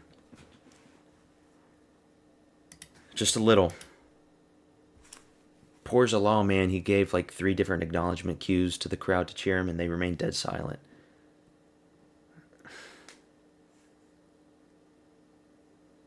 Just don't mention the crack streams because it's probably TO. Oh, yeah. Thanks for the heads up. Like when the Paramount deal comes through, I will pay money for that. I don't mind paying like $180 a year to get every single UFC event. I wouldn't mind that. I'm just not paying for UFC pay-per-views. $80 per pay-per-view. That I'm not doing. I'll pay $200 a year. That's an investment. This is like the only entertainment that I have. I don't watch really any other sports besides like the World Cup every 4 years. So this is it. I don't watch football. I don't watch anything like that. And when I'm talking about football, I'm talking about American football. I know everybody else in the world calls soccer football, so yeah.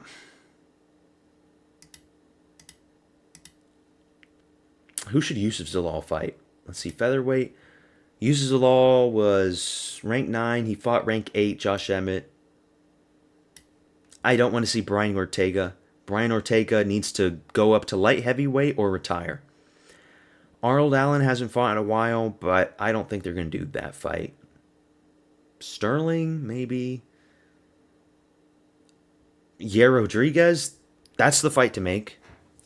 Yair Rodriguez not getting a title shot. Or what do they do with Movsar Evloev? I don't know. Featherweight is like in a really weird spot. So do any other UFC fighters use Reddit need to be called out being cringe? I don't know. Like, I just saw that post from Josh Emmett and it gained traction. I know Terrence McKinney used Reddit. He like stole a lot of memes from Reddit, but I don't know. The thing about Reddit, it's like a very liberal left-wing site, and Josh Emmett strikes me as a guy as being like a Portland Antifa guy. If you don't know about American like regions, Portland, Oregon is like the most leftist city in all of America. He strikes me as being like a guy from there because of his tattoos, because of just the way he is. The way he talked on Reddit is like very reminiscent to that. But yeah, Yusuf Zalal versus Yair Rodriguez. Because he'll be number 8. He should be number 7. Get rid of Brian Ortega. So number 7 against number 3. That's the fight to make for Yusuf Zalal. And yeah. Who gets the next title shot? That's the question. Probably Murphy, and then they'll do Evloev versus... They should just do Evloev versus Lopez too, the rematch. But I don't know. I don't know what they're going to do with Evloev. The UFC hate Evloev. Yeah, the West Coast is extremely far left. Portland, Seattle, San Francisco. It's a combination of being big cities and being on the coast, metropolitan cities. It causes people there to become very degenerate. I really don't understand why that is.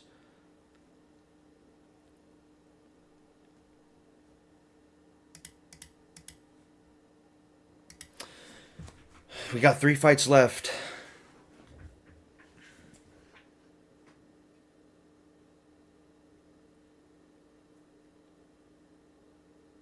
They're doing the promos for Roundtree.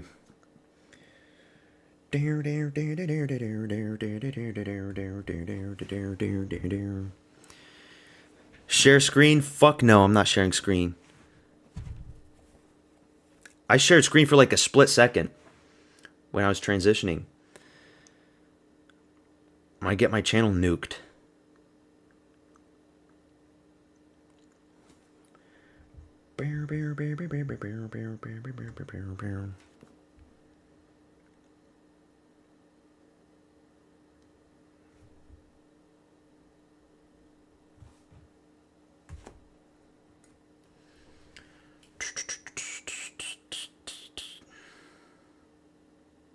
Come on, get the fights ready, man. We've already seen these promotions before.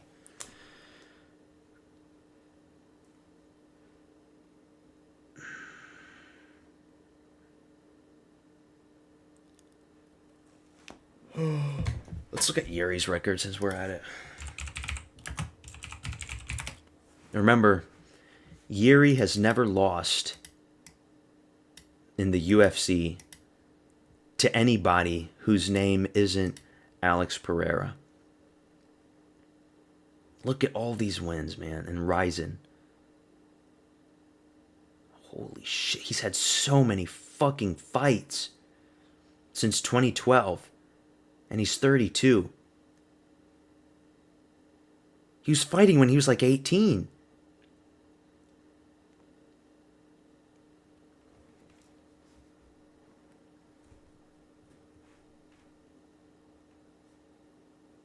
That's crazy, man.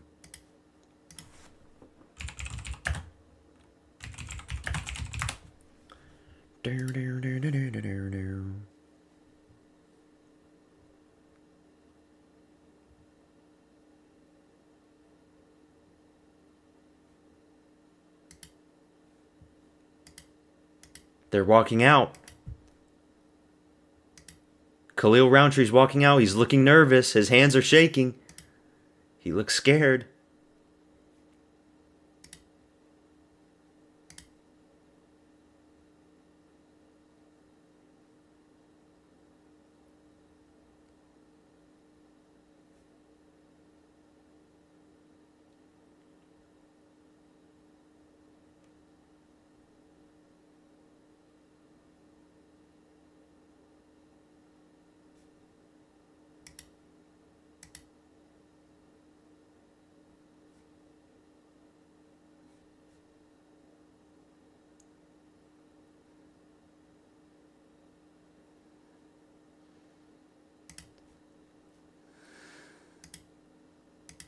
Khalil's looking nervous. To be fair, he's always looked nervous. He's always been that little insecure fat boy deep down. So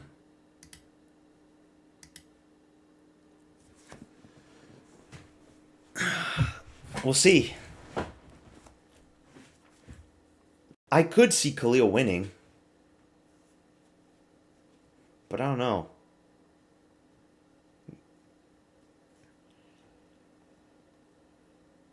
This could be a great fight, though.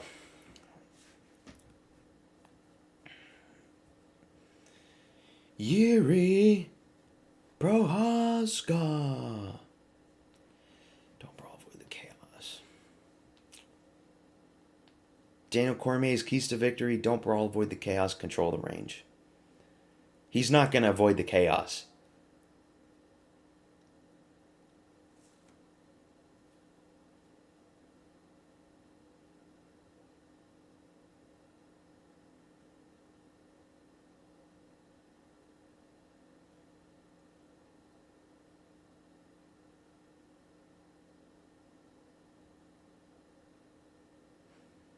Khalil's so weird, bro.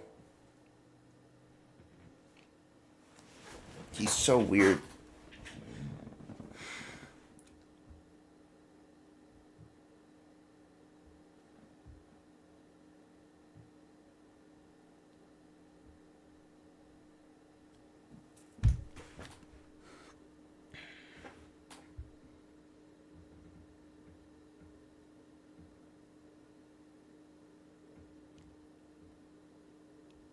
The kicks, yeah. But I mean,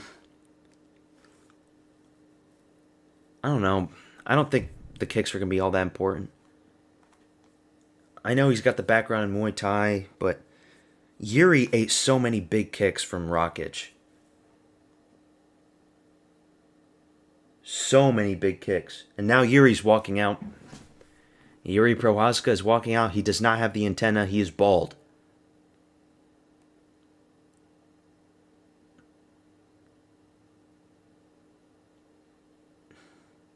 Following the Bushido code.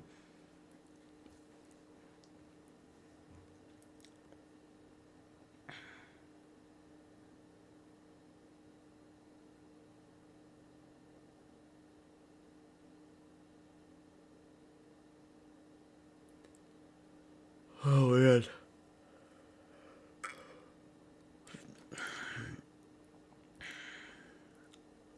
My sleep schedule's gonna be so fucked up, man.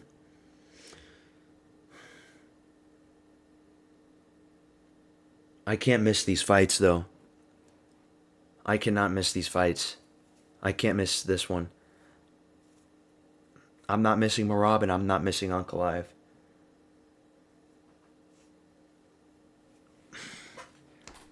The Czech Samurai, Yuri Prohaska.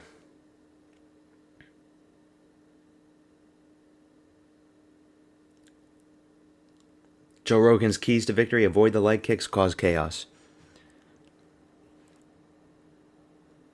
I think he will cause chaos. I think it's going to be a big elbow similar to the Johnny Walker knockout. Remember, Johnny Walker, of all people, knocked out Khalil Roundtree back in the day with an inside elbow. I could see something similar, but I'm scared that because of Yuri's aggression, he can walk into a big hook that drops him on his ass, and then Khalil can get the TKO finish. That is my worry. Let's go, Yuri. Let's go, Yuri.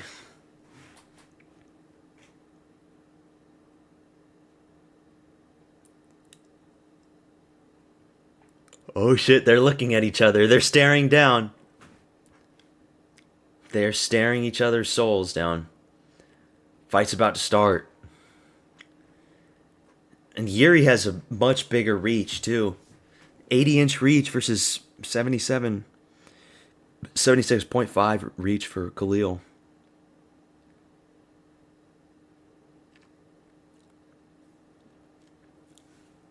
Here we go, dude. Oh shit, this is gonna be a big one. This fight matters. Khalil looks nervous. He's breathing in very big breaths. He's pacing up and down. He looks scared. Oh, he's breathing hard.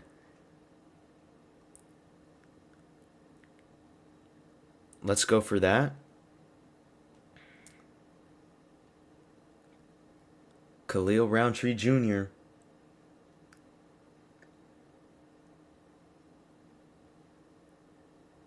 Dude, I like both of these guys, though. There's Yuri. Yuri. Oh, no. It's like I was worried for Yuri in the Jamal Hill fight, but he proved me wrong. He's a minus 210 favorite. Hopefully he's still got the good head movement that he had with the Jamal Hill fight, because Khalil is going to be fast. Khalil has fast hooks and that fast 1-2. The same 1-2 that he knocked out Chris Daukaus with. He's got to watch that shit. He's got to watch that 1-2, and he's got to move side to side to avoid it. Yuri's got good flying knees, good kicks. He's got good everything. He's just so crazy. Here we go. Round one's about to start. Oh, shit. Oh, shit. This fight's happening. They're both in the cage. Oh, shit. Here we go. Round one. Fight's on. Round one. It's official. Yuri Prochazka versus Khalil Roundtree. They fist bumps. They do the fist bump. Oh, shit. Yuri's so weird. Goes for a leg kick. It misses. Yuri does.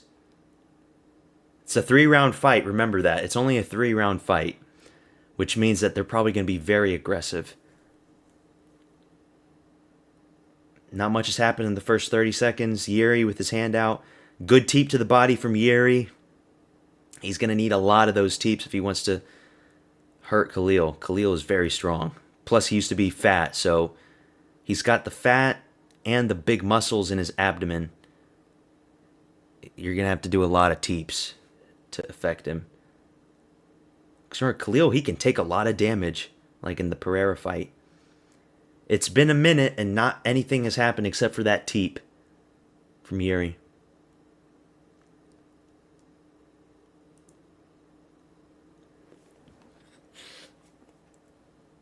Oh. It was a nut shot, or it was close to a nut shot. Khalil strikes back with some shots, but nothing lands. Khalil is fast. That's what's scary. Like, if you're Yuri, you have to watch that speed. Yuri goes for his weird head kick, but it misses.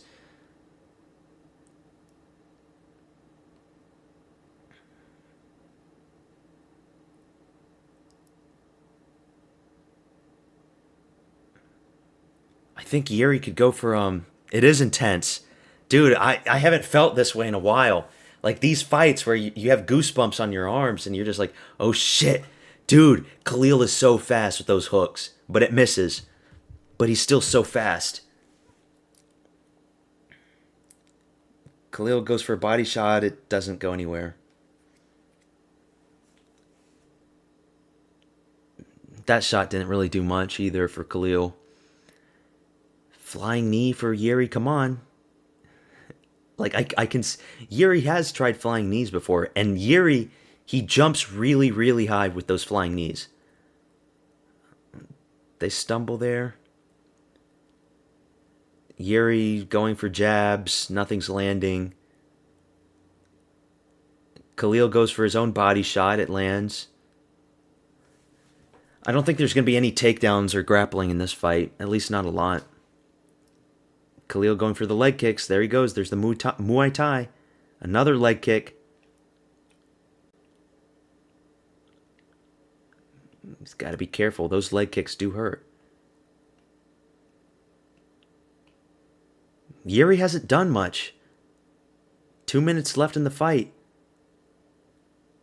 He kind of stumbled on his leg already.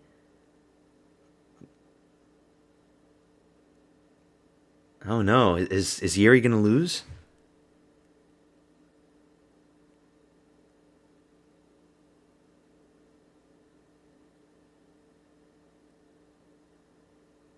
There he goes for flying knee. Oh shit! Big hook from Khalil. That's what I'm talking about. If he gets aggressive, he's gonna get caught by those hooks. It's scary. He's getting hit. Khalil is winning this fight in the first round. That's what I was talking about. Big head kick. They miss. They're swinging. Oh no, his leg is compromised. Yuri's leg is compromised. That's what I'm talking about, man. If Yuri gets aggressive, he's going to get caught by those hooks because they're so fast. Head kick from Khalil, it lands. Khalil is winning round 1. But you can never count Yuri out. Remember, Yuri took a lot of damage in the Rakic fight and he still beat him.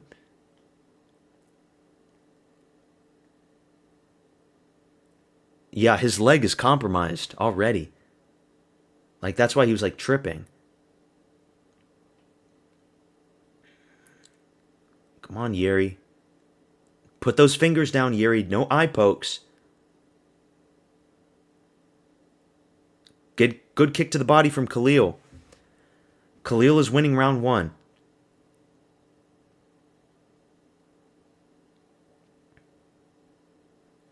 Slow. Oh my god. He's beating up Yuri. Oh my god, what the fuck is happening? His leg kick, Yuri's leg kicks are so slow, and Khalil is so fast. Khalil wins round 1. Shit, man. Khalil Roundtree won round 1. Yuri's leg kicks are so slow, and Roundtree just capitalizes on it. Khalil explodes in his lunges and his blitzes. That's what's scary. I mentioned that left hook coming in. Yuri's aggression, he's going to get caught by a hook. That's what I was scared for. Big body kick. Flying knee. Boom! It was the left hook. That's what I was so scared about, was that left hook. Time to turn the switch on Yuri, yeah. It was like Tai Tuivasa versus Greg Hardy. When Hardy hurt Tuivasa, he came in and got caught by the left hook. That's what I was scared of in this fight. But Yuri's still in it. Round 2's about to happen.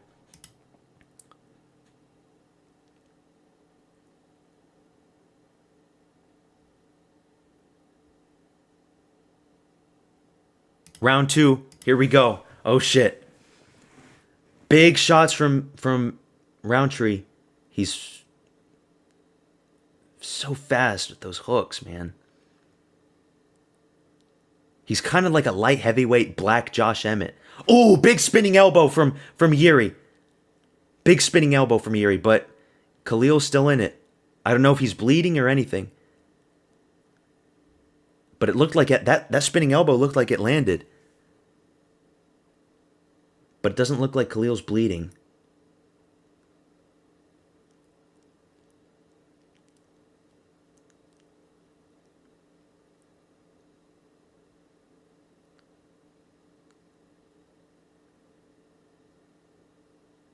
Oblique kick from Yuri.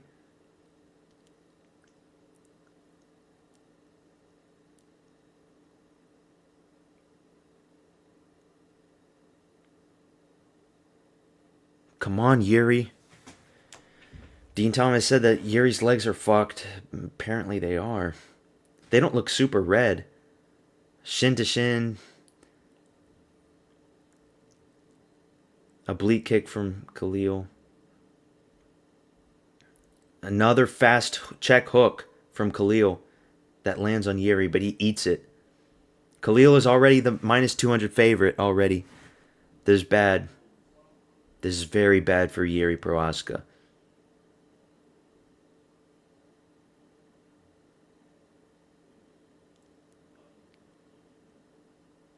Yuri needs some teeps to the body. See, as he's coming in, Khalil is preparing those counter hooks. And they're going to land eventually. And it's going to sleep him. Fuck, man. Yuri's going to lose this fight, isn't he?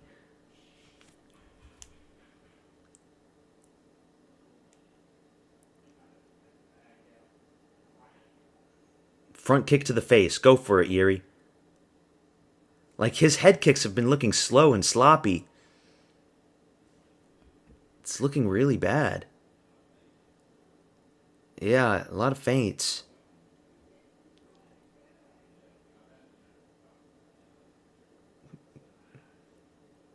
There's only 7 minutes left, so he's got to do something. Because he's going to lose the fight.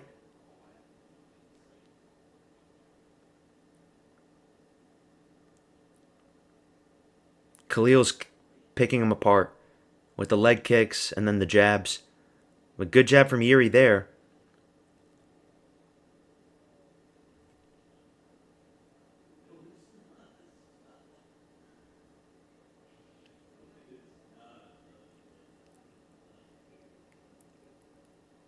Prohaska just has to go for it. I mean,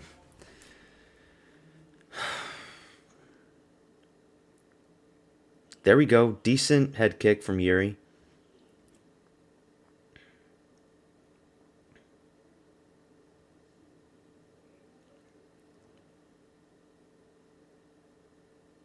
Khalil's missing with his shots, though. You can never count this maniac out. Good teep from Yuri. That was a good teep. To the body.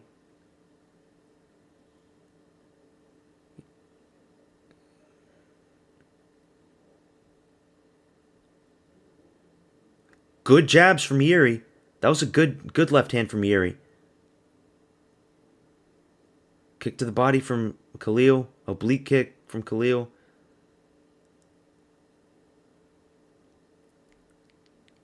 I'd say Yuri's winning this round. There's still 40 seconds, though. Head kick. Good jab from Yuri.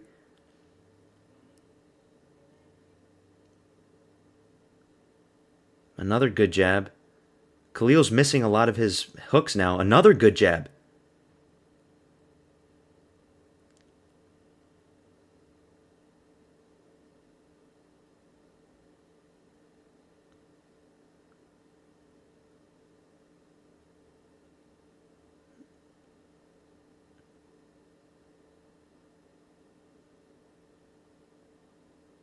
Another head kick from Khalil. Another body kick from Khalil. Round 2's done. Who wins round 2? Khalil's bleeding. I mean, I thought Yuri outstruck him in round 2. He landed a lot of jabs. But I don't know if they're going to give him round 2.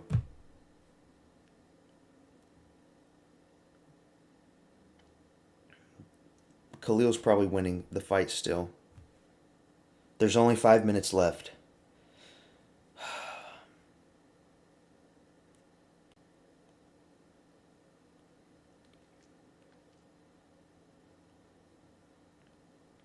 Yeah, Roundtree's minus 800 favorite.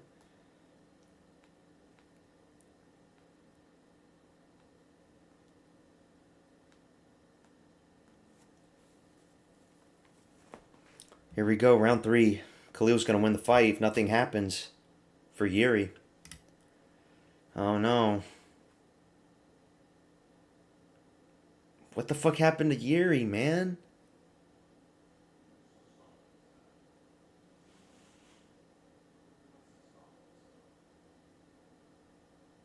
Round 3. Here we go, round 3. Good counter from Khalil. He's swinging. Flying knee. But he's... No, dude, this is bad. Khalil's going to win.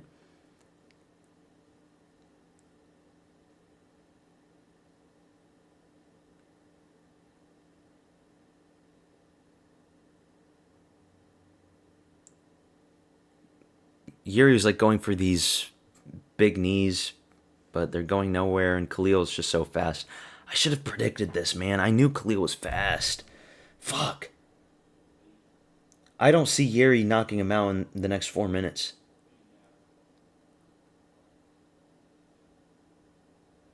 Okay, here we go. Weird shit's happening. He's got to go for it. I mean, he's got 4 minutes.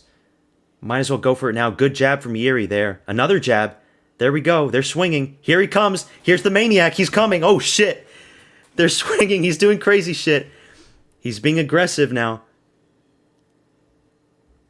Good teep. Oh, my God. Oh, my God. He's a fucking samurai maniac. Oh, my God. Oh, my God. he's just walking him down. Let's go, Yuri. Let's go. Oh, shit. Oh, shit. Oh, shit. Beat him up. Let's go. Let's go. Beat him up. You got 3 minutes left. You still got time. There. Oh, my God. Oh, shit. Oh, shit. He's beating him up. He's beating Yuri. He's beating Khalil up. Come on. Come on. Boom. Boom. Boom. Hit him. Hit him. Hit him. Oh, shots to the body. Let's go. Do it like Pereira. Shots to the body. Beat his ass up. Knee. Come on. Let's go, Yuri. Oh, there's the elbow. The inside elbows I'm talking about from Johnny Walker. Let's go. There's the inside elbows. Knee to the body again. He's beating up Khalil. He's killing him. Let's go. Big hooks from Yuri. Another knee to the body. He's hurting Khalil. He's going to knock him out. Big shots. Let's go, Yuri. There's still 2 minutes and 30 seconds left. Let's fucking go, Yuri. Beat him up. Beat him up. Kill him. No, he's got the guillotine now. No, my stream's lagging. Okay, there we go. We're back. Get out of it. There we go. Inside elbows. Oh no, inside elbow from Khalil. Another one from Yuri. Inside elbows. Oh, another big one. Let's go, Yuri. You've got 2 minutes. Kill him. Boom. Spinning elbow from Yuri. Holy shit. Khalil's face is all bloodied up now. Boom. Big shots. Oh shit. Oh shit. Oh shit. Oh shit. Oh my fucking God. Oh shit. Oh shit. Oh my God. He's a fucking animal. Oh shit. Oh shit. Oh my God. I fucking knew it. Oh shit! He killed him! Oh shit! Oh shit! Oh shit! That is nasty! This guy's a fucking demon! This guy's a fucking demon! This guy's a fucking menace! Give him the fucking title shot against Ankalaev if Ankalaev wins. Oh my fucking God. This guy is a fucking nasty. He is a fucking demon, man. Oh shit. Oh my fucking God. He just destroyed him in the 3rd round. He was losing the fight. He lost round 1 and round 2, just like the Alexander Rakic. He lost, and Alexander Rakic was beating him up, and then he just beats him. The inside elbows, I'm telling you, Johnny Walker in that fight, oh my God, dude. Like, I called it. Oh my God, he just slept him out bad. Holy shit. It was a left hook. Oh my fucking God, that was so satisfying. Green name for Prohaska. He was losing the fight. Oh my God. Fight of the night, fight of the year. Well, probably not fight of the year, but fight of the night for sure. Oh my God. And we've still got 2 championship fights left. We've still got so many fights left. Not so many, but we still got the 2 big ones. Oh my fucking God. Oh my God. He fucked him up harder than Pereira fucked him up. Oh my God. I feel bad for Khalil, man. But that's Yuri. Holy shit, indeed.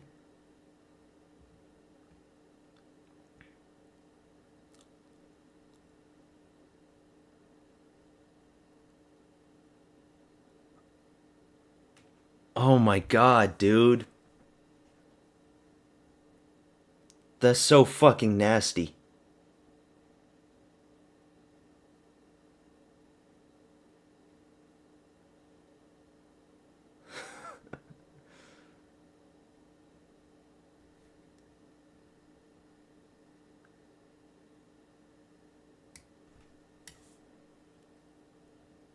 Who does Yuri fight next? I don't know. I don't know. That's so crazy. Yuri Prohaska gets it done again. Vicious 3rd round flatline KO over Khalil Roundtree. He looked the worst he's ever looked, but it doesn't matter. This man is built different. Khalil couldn't take it once he got going. Ah!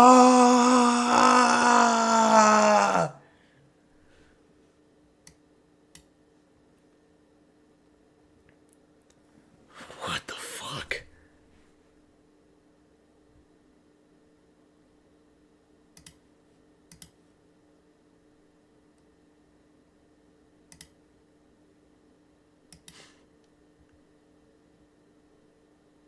Khalil had no head movement in the 3rd round because he was just so tired. So now he's beat up 2 black guys. Oh my God, man. All by finish. Look at this. Last fight that went to decision was in 2016. Are you fucking kidding me? KO, TKO, KO. KO, submission. He's only had 1 fight that went to decision. And it was only 2 rounds? Wait, what? In Rizin? All of his other wins by finish. Except for the Pereira fights. Pereira was the only guy to beat him. Obviously, he wants to fight for the title. Fight of the year? Probably.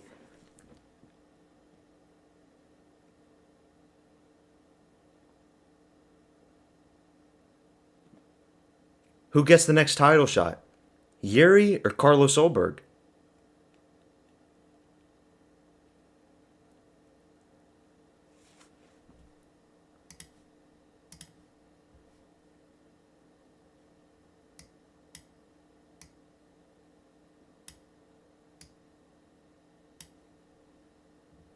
There's Carlos Solberg. Carlos Solberg's in the crowd.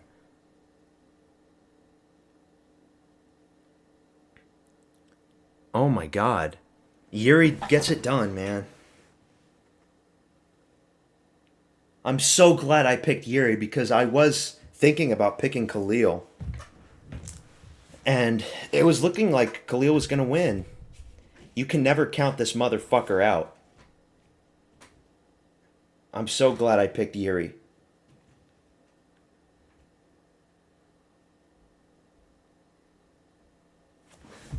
This guy's so crazy, dude. From the Czech Republic. A Czech samurai.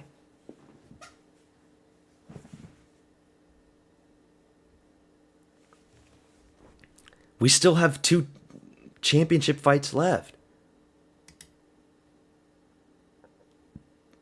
Oh my God.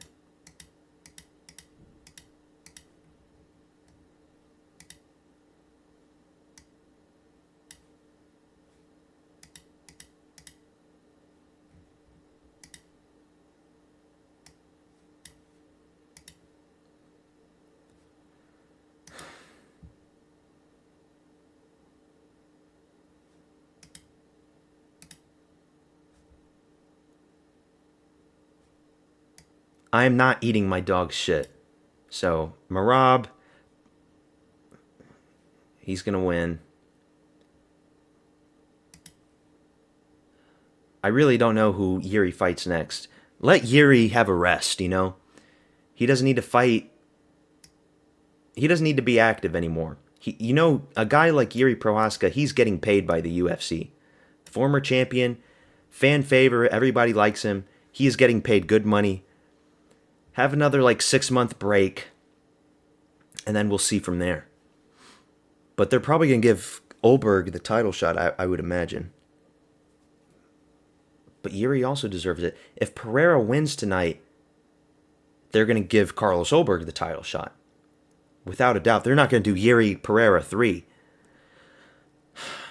But if Ankalaev wins, who sells more pay-per-views? Ankalaev versus Olberg or Ankalaev versus Yuri Prohaska? If Ankalaev wins tonight, which I think he will, I think Yuri gets the next title shot. Carlos Olberg can wait. He ducked Yuri, like Yuri was talking about. Carlos Olberg can wait, okay? Knocking out Dominic Reyes at the end of the day doesn't really do much. More people know who Yuri is. So it really depends who wins the main event on who's getting the next title shot, in my opinion. They're not going to do Olberg versus Ankalaev. They're just not. Not when Yuri's there. But if Pereira wins, then it's going to be Pereira versus Olberg. Does that make sense? It really depends. Shit, man. Before the co-main event starts, I'm going to go get a drink of water. I'll be back.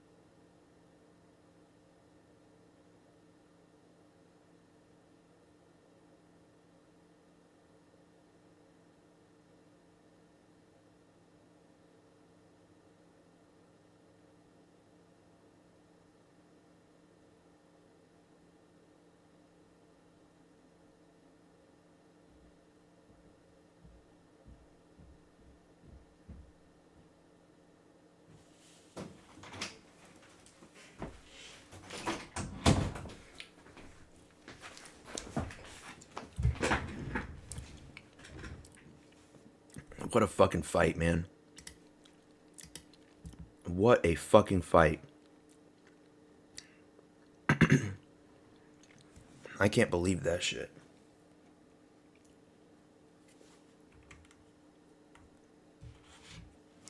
Merab versus Sandhagen.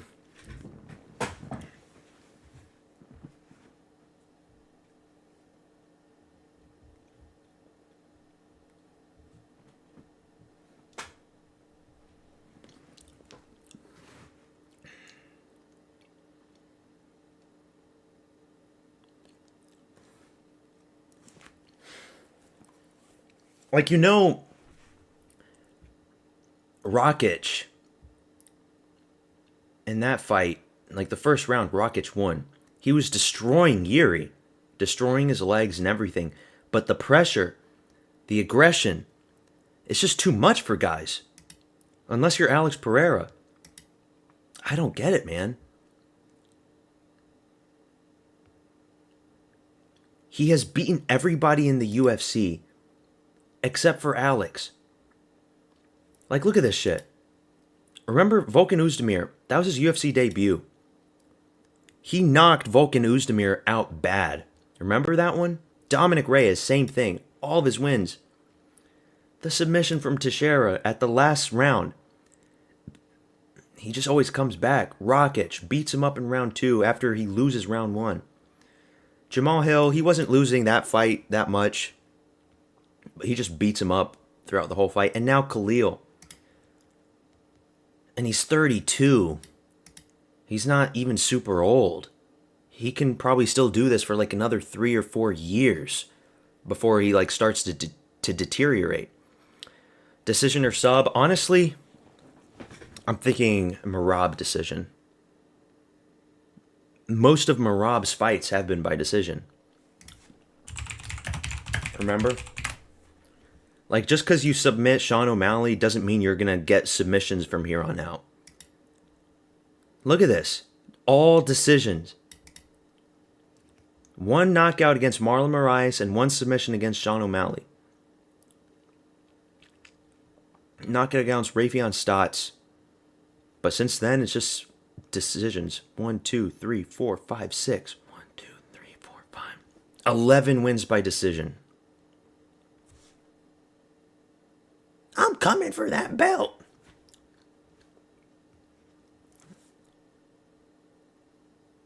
So, yeah. It's going to be a tough 5-rounder. Merab by decision. No flying knee KOs from Corey Sandhagen.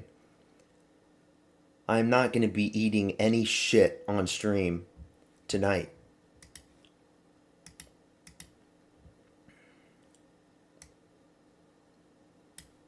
Corey Sandhagen's going to walk out with his cringe music.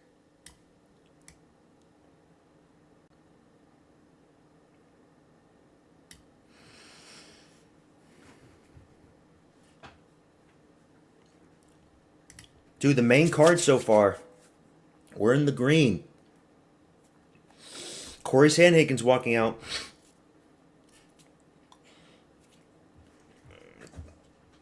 If you're Corey, how can you honestly be confident in this fight? Like, deep down, I feel like Corey knows that he's going to lose. Unless he's just as delusional as a guy like Josh Emmett. In that case, then he's going to lose really bad. If he's just as delusional as Josh Emmett, then okay. First round submission for Merab. Do you think Corey Sandhagen can submit Merab? Do you think Corey Sandhagen can knock out Merab? I don't. 5'10", 5'11", all of that muscle mass. Just to make 135. All that muscle mass that you're sacrificing, you look like a skeleton. Look at him, dude. He looks like he belongs, like he's a victim of a war crime or something, that he's been starved out. Like he came out of some concentration camp. He looks so skinny and frail and unhealthy.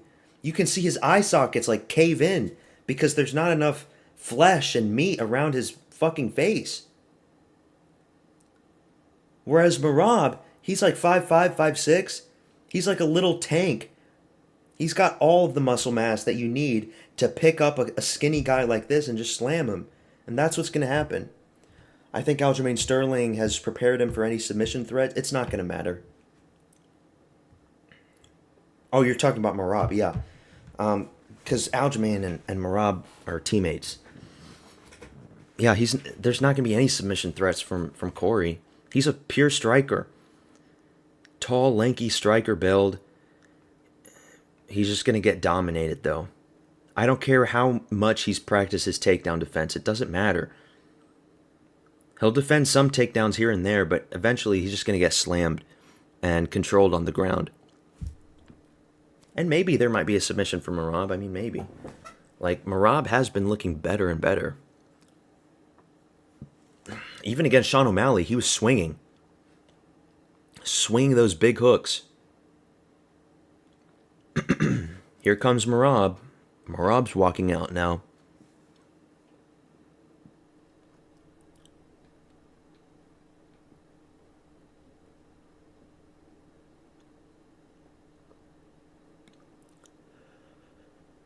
His third title defense for Merab. Merab Dvalishvili.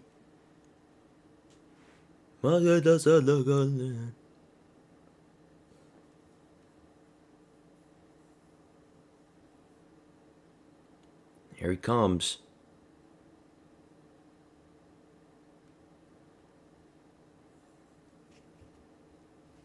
With the orange glasses.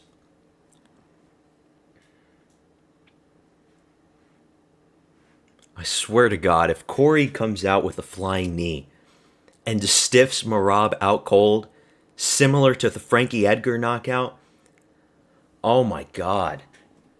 Jimmy, you're probably like the only guy that's watched that video and knows about that whole dog eating shit situation.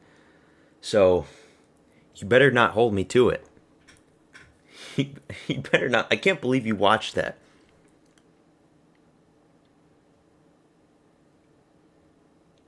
Nah, man. Merab's got this. Merab's got this in the bag.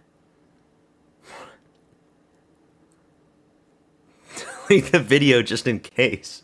I'll delete the video immediately if that happens. Let me see it. Let me get it ready.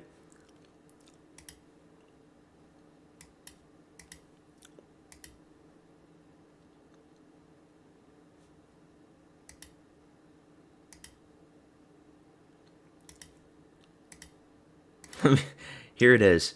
1% chance. How do I delete shit? Do I have to go to like manage videos? I'm gonna have it ready. Nobody will clip it. Where is it? Do I do it here? Delete forever. I'm just gonna have it ready right there. Delete this shit forever. If he starches out Merab out on the canvas and Merab is having convulsions and seizures because he gets his head caved in from Sandhagen's big flying knee.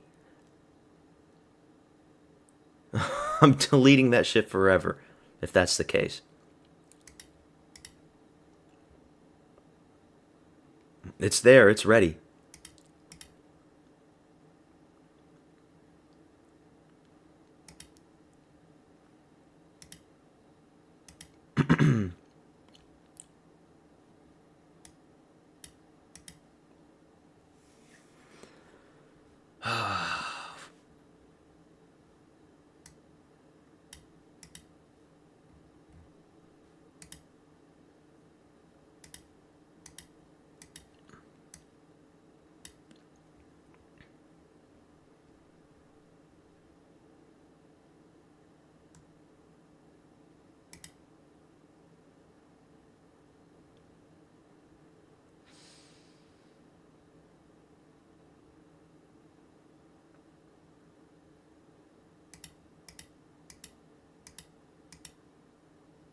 Okay, I gotta concentrate. I'm still looking at the Khalil knockout, man. Fucking crazy.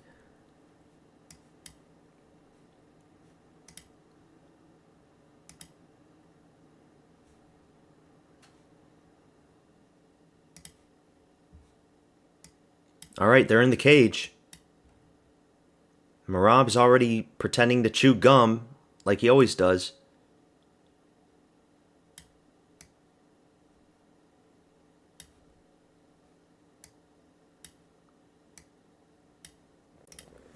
They're looking at each other. Merab is a durable goblin. He's got this. Yeah, I know. Very durable. Remember, Marlon Moraes, he rocked him. And he still came back in that fight and knocked Marlon Moraes out. And that was a fight that if he didn't knock Marlon Moraes out and it went to decision, Moraes would have won. So the fact that all of his wins have been by decision, except for the one that he needed to knock him out, he did knock him out. 5'6" versus 5'11". 5-inch reach advantage for Sandhagen. Doesn't matter. 5-inch reach, 5-inch height advantage. Doesn't mean shit when you're just so skinny.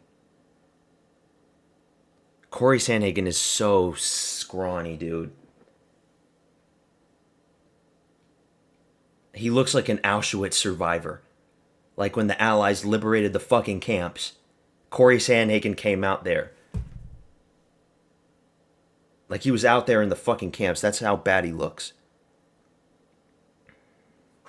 I know, he doesn't have the O'Malley power.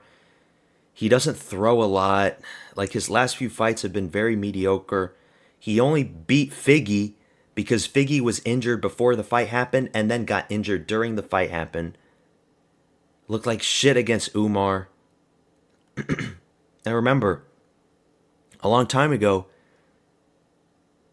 he got choked out by Aljamain Sterling.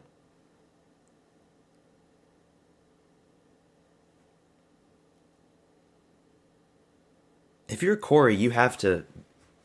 how can you be confident for this? You know you're going to lose. Here we go. He's getting a payday, though, so he's got to be happy, I guess.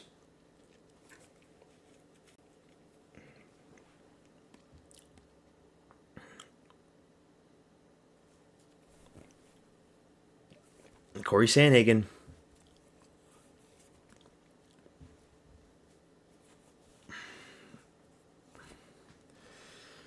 Now Bruce is announcing Merab.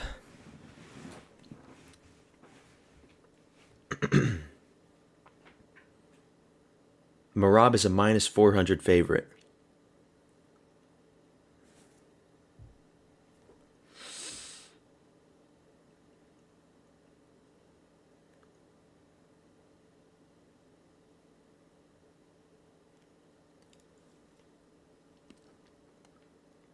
Merab, the machine, Dvalishvili. He's got Aljamain in the corner with him. Oh shit, they're doing the face-off.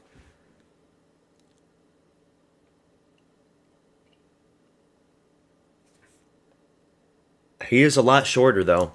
Merab is a lot shorter than Corey, but I don't think it's going to matter. He was a lot shorter than Sean. Fight's about to start. Fight's about to start.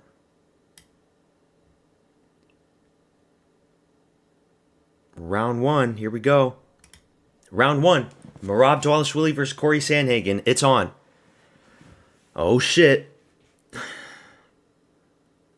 I swear to God.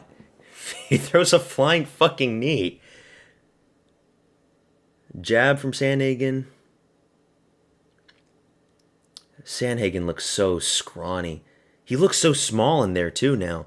Like the height advantage doesn't really look that much anymore.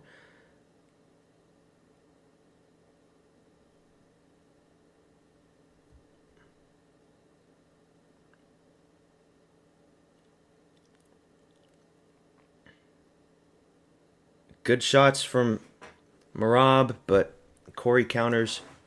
You got to be careful, Merab. You got to be careful, bro. You're still a human. Who looks worse, Sean or Corey? Probably Sean. Probably Sean. I think Corey is more disciplined than Sean. Good shots from Corey. He tagged Merab there.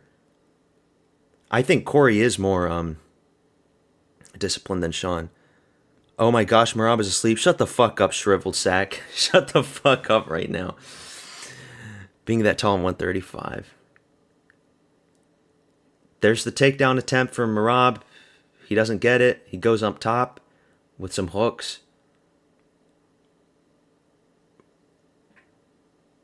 But welcome to the stream, Shriveled Sack.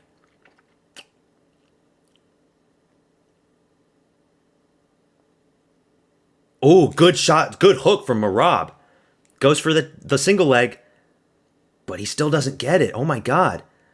Corey Sandhagen with some takedown defense. What the fuck? See, this is what I predicted. There are going to be takedown attempts that Corey is going to be able to stuff. Okay, this isn't foreign. People can defend against certain takedowns from Merab. It's just the relentless pressure. Like, here we go. He's still on the clinch. Like, how many takedown attempts did Merab throw against Petr Yan? He threw like 10 in one round or something crazy like that.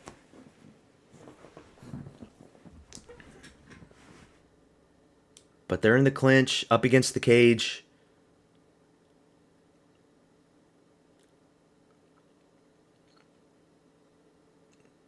Takedown from Merab. He gets the takedown already. But Corey gets back up on his feet. Merab's got his back. It's just going to be a bully fest like this. It's just going to be Merab bullying him for 5 rounds. Like, that's the safe prediction. They're back on their feet, though. Merab lets it go.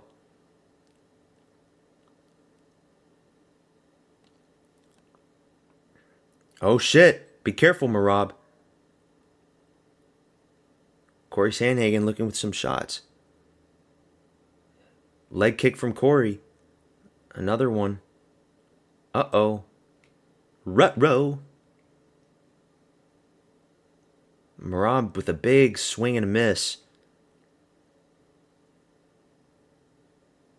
Be careful with the flying knees, Merab. You know he's going to try to do it. Fake takedown attempt. They're in the clinch again. Knee to the body for Corey.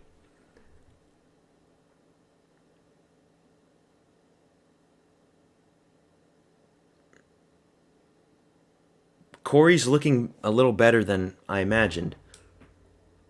But I did say in the first round Corey's going to look the best. From here on out, it's probably going to be bad for Corey.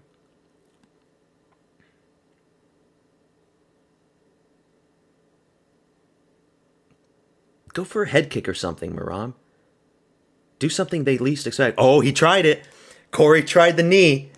He tried it. But it didn't land. You saw that. Corey tried the knee right there. And he's going to keep trying them. He's going to try to time the takedown with the knee. There, he tried it again. But thankfully, Merab didn't go for a takedown right there. Because if he did, he would have been knocked out cold.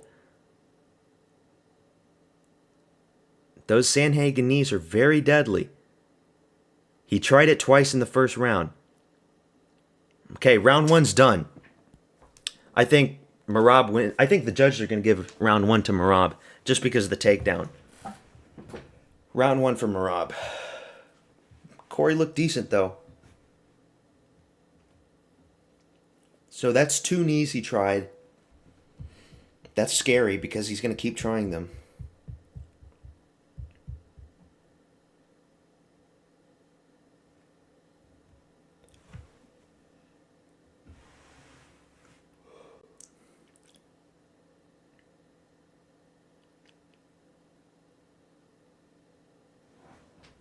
Corey Sandhagen looks so unhealthy. Decent boxing from Merab. I don't know.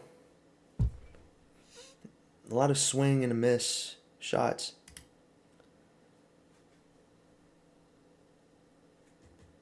Round 2 coming up.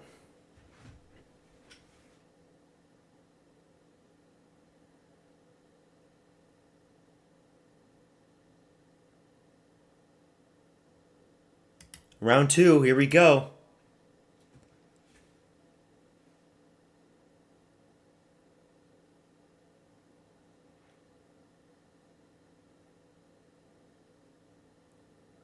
He used to overextend and get wobbled by Cejudo.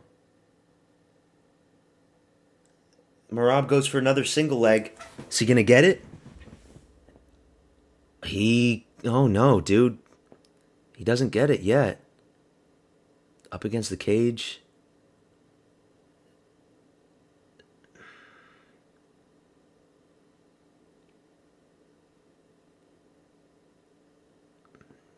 Sandhagen's tough to take down. He's practiced his takedown defense, but he still gets it anyways. He's got the back now. Oh, Corey's tough. He gets it. But Corey just stands back up.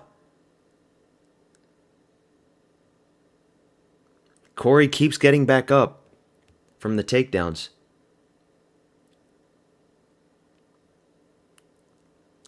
And he lets it go. He lets go of the grappling.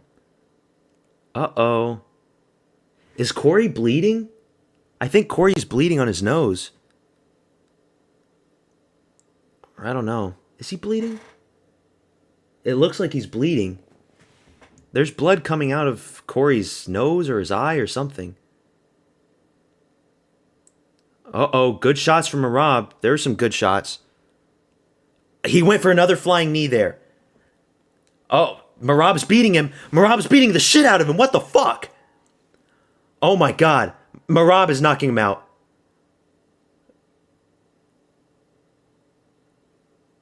Merab's beating the shit out of him. But Corey gets back up. Now go for the takedown, Merab. Oh shit. Knee for Merab. Merab takes him down. This is shit's over, man. This is the easiest title defense that anybody could wish for.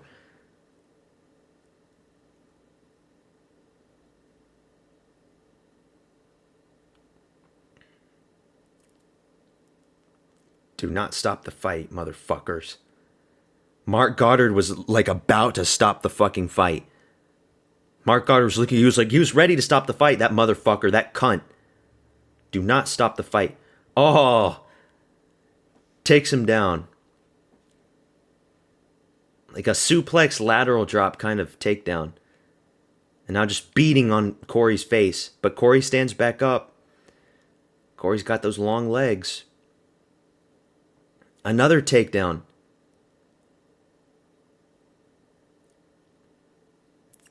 Typical Merab. Oh, a slam. Take him down again, motherfucker. Another one. Boom. You gonna get up again? Yeah, you are. It's not gonna mean shit because you're just gonna get taken down again by the machine.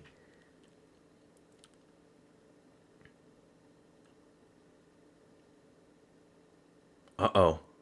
Oh. Dude, this guy is so good. Merab is so fucking good.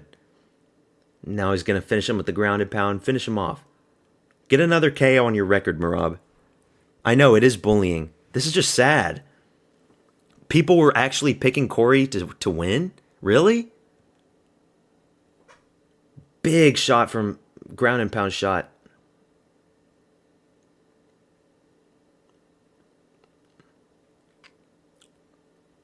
But I mean, Corey's face isn't super bloody. I don't know what happened there.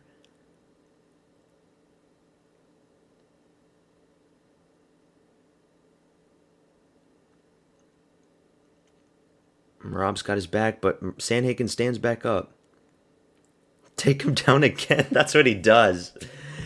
How many too many to count. Too many takedowns in the second round.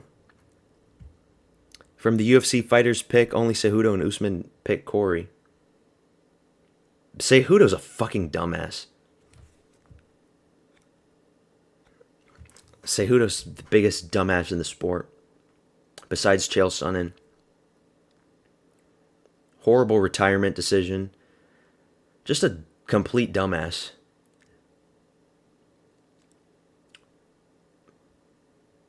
I would give this a 10-8 round. I'd give this a 10-8 round. Yeah. I mean, I would. That was a 10-8 round in my opinion. Corey did nothing. Now, he did a third flying knee attempt, but it didn't land. He's bleeding out of his ear, a little bit out of his nose.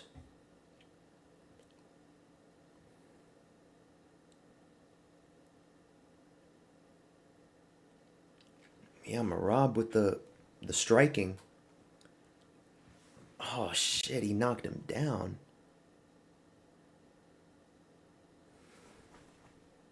That Mark Goddard, that motherfucker was looking to stop the fight. He would have stopped the fight right then and there, that motherfucker. Round 3 coming up.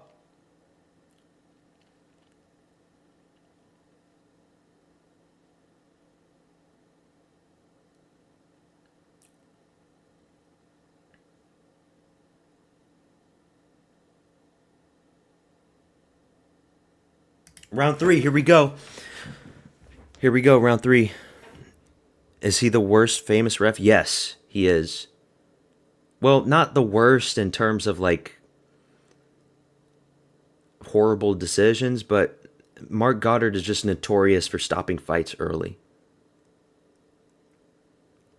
He was the guy that stopped Pereira Adesanya 1, which, in my opinion, should have kept on going a little more.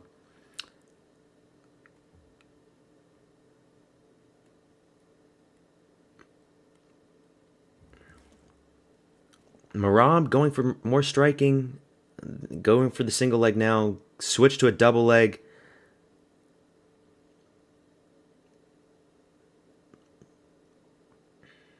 On his back, he's going to go for another suplex, isn't he?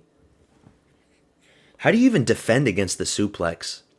Like, what do you even do to counter that? I don't even know what you do. You just have to let it happen.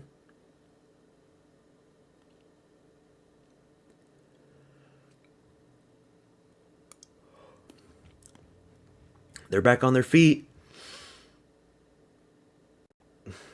You need a flying knee, Corey. That's what you need. A flying knee to stiff out Merab cold.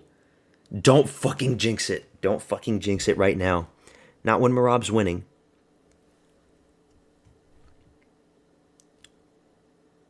Don't fucking jinx it. Merab is actually hitting Corey more than Corey is hitting Merab. Even though he's got the height disadvantage and reach disadvantage.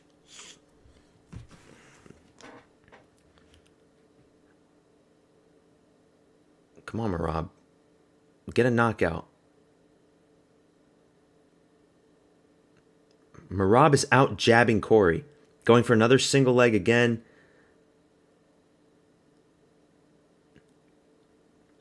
Yeah, it's going to go to decision. Merab, unanimous decision, 50-45, like I predicted. Because if Merab is unable to finish him now, I mean, I don't know. They're back on their feet, though.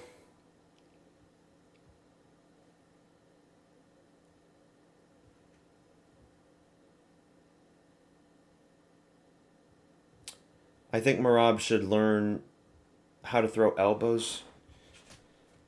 He should learn how to do a big overhand right. All of his overhand rights have missed. He needs to fake the takedown. Oh, there's a head kick from Corey, which partially went through. But he fake takedown, overhand right. He needs to fake takedowns more, feint the takedowns, and punish his opponents. Good shots from Merab, up against the cage now. Typical Merab, man.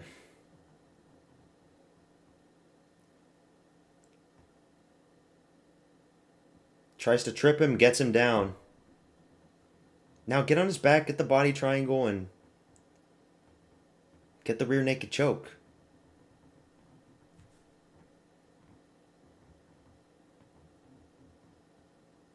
They're back on their feet.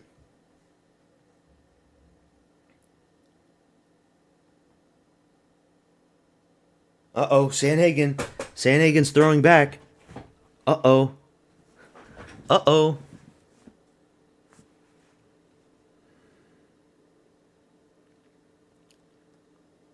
Another single leg. It's just so annoying, man. Imagine having to fight Merab.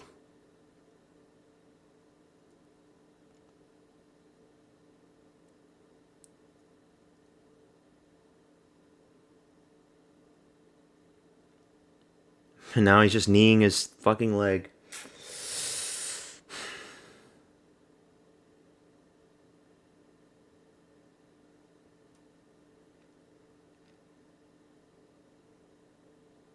Oh my god. That was a big takedown. But Sandhagen, I gotta applaud him. He's very good at getting back on his feet. But yeah, the only way Sandhagen wins is you've got 2 rounds left, Sandhagen. Are you gonna time a flying knee? It's risky, but I mean, what else do you have, bro? What else do you have to lose? If you fail the flying knee, you're just gonna get taken down. But I mean, you've got nothing left. Who won round 1? I think Merab won round 1. And if he didn't, it doesn't matter, because Corey's going to lose this fight unless he gets the flying knee knockout. That's the only way he wins the fight. Just like I predicted it was. The fight is happening exactly as I predicted. Merab doesn't get tired. He can do this for another 2 rounds easy and get the decision win. Don't jinx. I know. I can't jinx it. But still, like, that's the honest truth. That's the only way he can win this. Just like last week when I jinxed fucking Jake Matthews and Neil Magny. Watch him, he comes out here and Ben Askren's Merab. Round 4 is about to happen.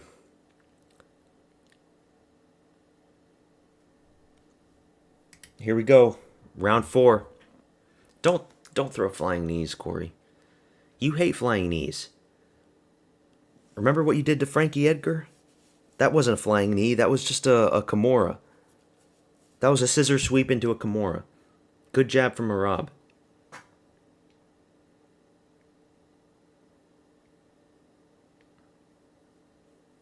Yeah, plus Merab had the 10-8 round for number 2. Nah, Corey ain't sporting at this point.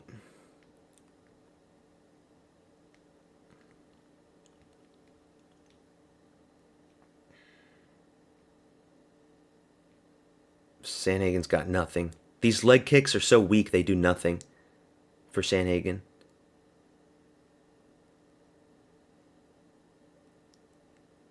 Another single leg to a takedown. Corey gets back up. Because Corey's legs are so long, so he just gets back up. And that's the bad thing about Merab. What makes him so boring as a fighter is that he doesn't go for body locks all that much. Like, he trains with Aljamain Sterling, but he's not the human backpack. If he incorporated that kind of style, he would get so many more submissions in his career. He'd be so more entertaining.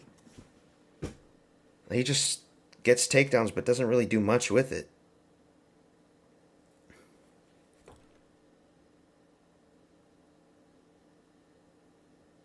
They're back on their feet, though.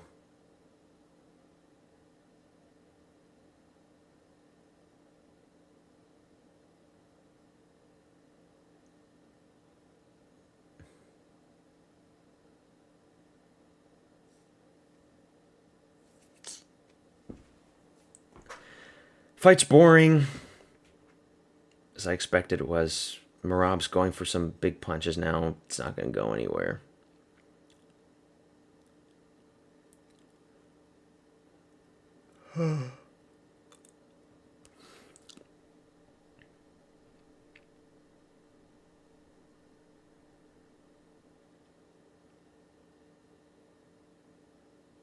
Good shot from Merab.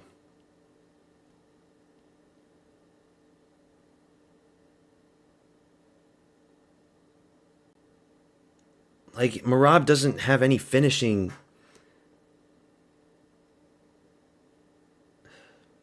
He just doesn't care for finishes. There we go, Corey. Good shots from Corey. Again, with the single.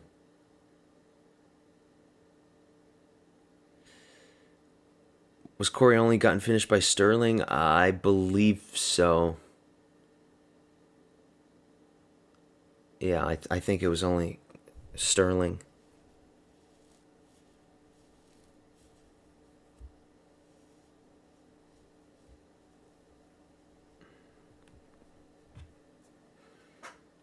They're back on their feet, but nothing's gonna happen. Because Corey doesn't throw shit. I knew this fight was gonna be boring. Corey doesn't throw shit because he's scared. And Merab doesn't go for finishes.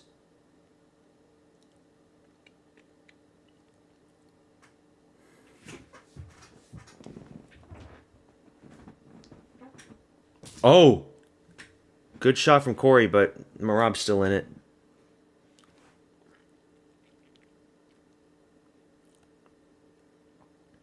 Oh, he went for the flying knee again. That's the fourth time, but he misses it. Uppercut for Sandhagen. Yeah, he went for the flying knee the fourth time, but he missed it. That was really close, too. He needs like a big flying knee. Like one of those big jumping ones. Right when Merab's coming in. It's easier said than done. It is so hard to do. It's so hard to time, but that's the only way he's going to win. Oh, the whizzer. Merab with the whizzer flips Sandhagen over. Going for a Darce? Merab's going for a Darce choke. Does he have it? Come on, just tap out, Corey. Just tap out, bro. Please, just tap out. We don't want to go to round 5. He's got his thumb in the air. Is he going to tap out? No, he doesn't tap out.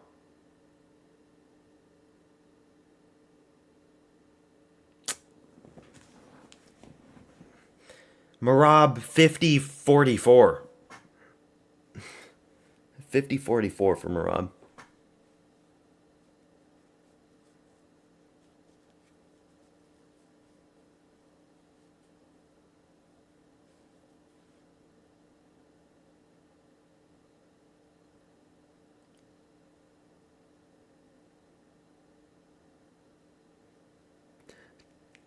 Corey's corner is just so delusional. Yeah, it's over for Corey. It's over for Corey, man. He's not gonna. He's already tried 4 flying knees. They all miss. They all fuck up. Landing a flying knee is like one of the hardest things to do in MMA. So, like, I'm not gonna blame you for that. It's just he can't do anything against Merab. 5th and final round. Here we go. What are you going to do, Corey? You got 5 minutes to do something. You going to throw a 5th flying knee? 5th time's the charm? Good shots from Merab. Merab is very aggressive.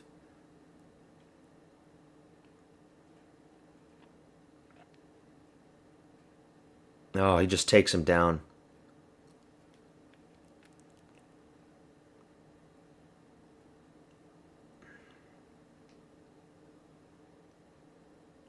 It's over. It's over for Corey.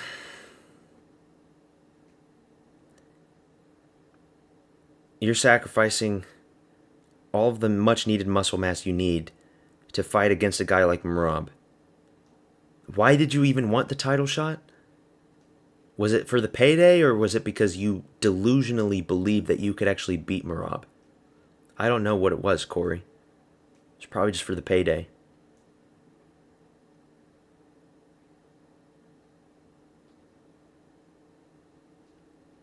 Yeah. Good shots from Merab. Merab's beating him on the feet too. He's outstriking him. And then he just takes him down again. He's bullying him. He's bullying him.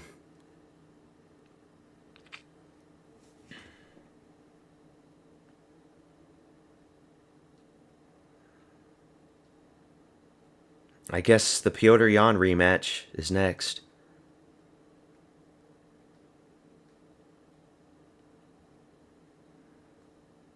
There we go. Spinning back kick for Corey. Finally, something. If only you started doing that in the earlier rounds, it probably would have added up and made a difference. But way to go. You saved it up for the 5th round. And now you get taken down again.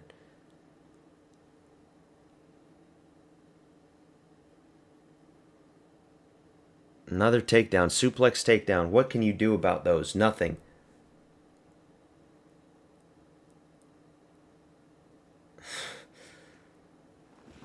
Ugh.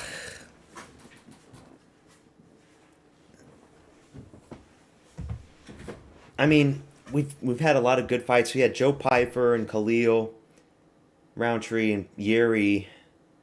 It's okay that we get a boring fight like this once in a while.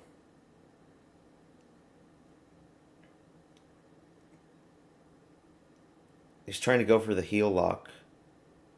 But they're back on their feet. 2 minutes left. It's now or never. You're going to do a flying knee or not? He tried it again. He tried again. Keep doing it, man. Just keep throwing the flying knees. Eventually he's going to throw a takedown. Uh-oh.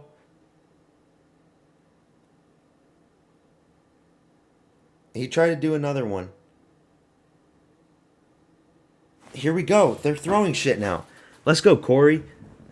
Go out on your shield. You're not going to get another title shot anytime soon. If ever. But you get taken down again.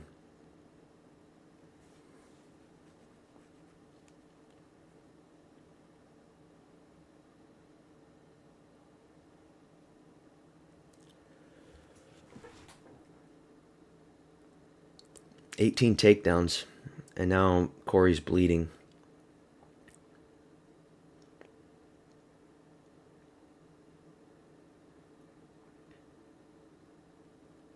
"1 minute left. It's over.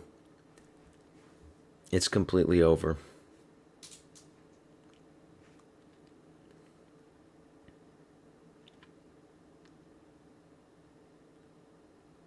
I'm so fucking sleepy and tired right now, bro. Thanks for tuning in, by the way, Jimmy. You're like my only reliable viewer so far.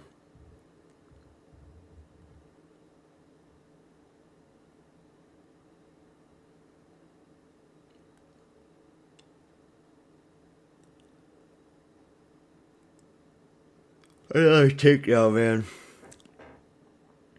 He's gonna keep doing it. There you go. Beat him up. There you go. Beat him up. Swing. You got 10 seconds left. Come on. He tried to go for a spinning wheel kick. It misses. It's over. There you go. 50-44. 50-44 for Merab. I'm not eating shit. Yeah, no eating poo-poo for me. I'm not eating shit.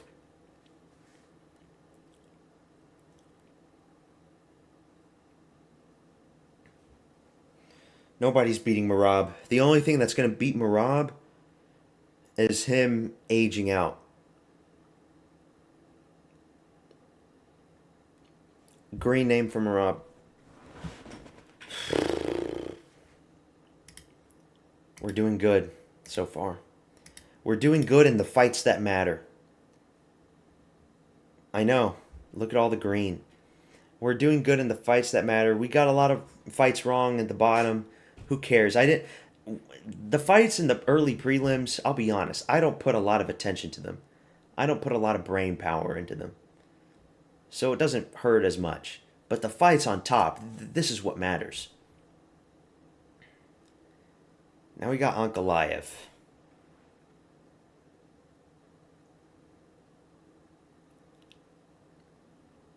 Another win for Merab. Oh shit, don't show that. Do not show the stream. Merab.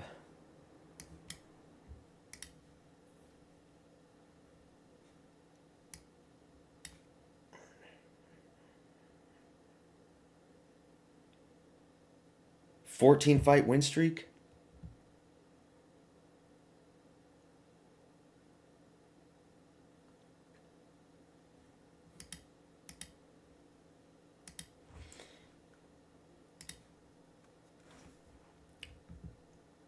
Piotr Yan rematch. He dominates Piotr Yan again. But might as well do it. And then after that, the winner of Batista versus Umar. And if Batista beats Umar, then do Batista versus Merab. What's it? 49-45. 49-46. What the fuck? It's Merab though. Yeah. 49-46. What in the world?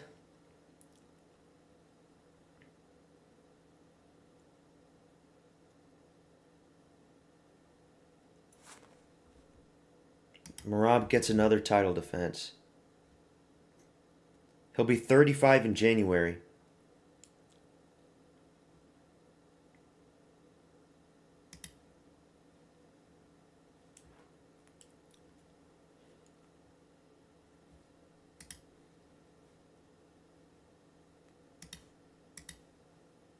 Yes, Joe, I am a machine. Merab becomes the first fighter to land over 100 takedowns in the UFC.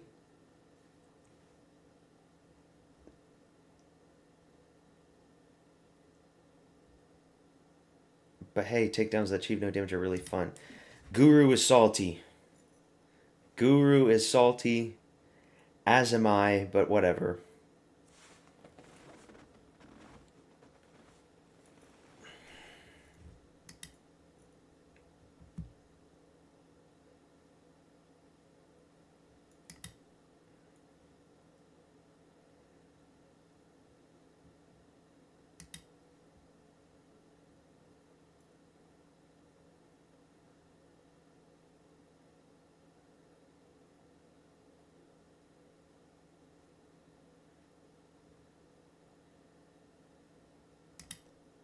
Look at that height difference.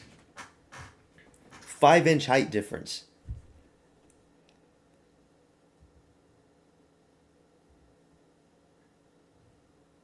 But Merab's probably like 5'5", so I don't know.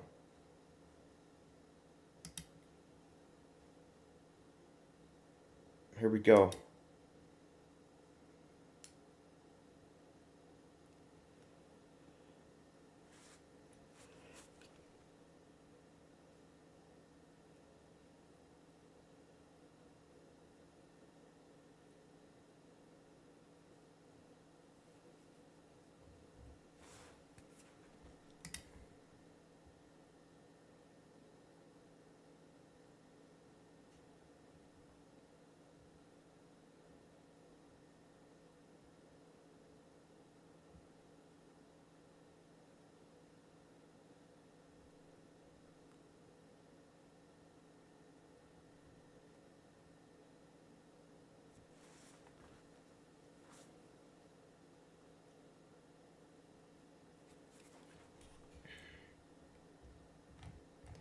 We still have Pereira and Ankalaev.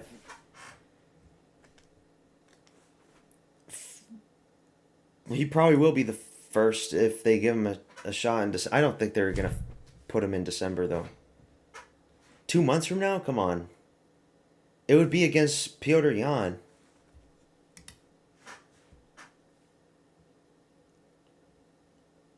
Sucks we're never going to see a KO at bantamweight ever again. But that's actually really good for the sport. I'm so glad that Rakhmonov gets put out with 2 injuries for 2 years. But Merab, haha, never. No ACL tears, no shelf for years, no nothing. Fuck.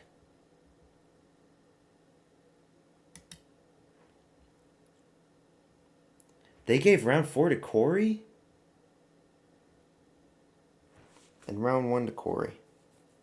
I gave round 1 to Merab. I'm not eating dog shit. I am not eating any dog shit tonight. So hey. This video can stay up. I'm not deleting this video. That video is staying up. I'm not deleting that shit.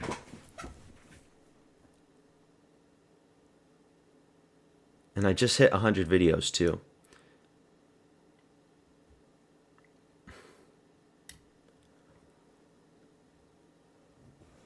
All night I wanna celebrate. Lay on down, I wanna celebrate.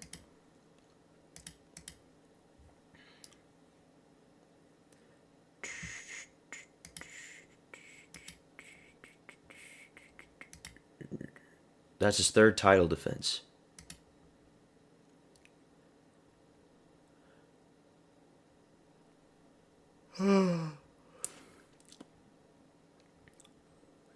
It's so sad that we have like another 20 minutes for this next fight to start. And it'll be 1 o'clock. Bro, I need to go to sleep. But I can't miss this fight. I fucking can't. I'll be back. I'm gonna go wash my face. I'll be right back. Corey the Nerd got bullied. He got bullied bad, man. He got bullied really bad. I gotta go put some water on my face or else I'm gonna fall asleep.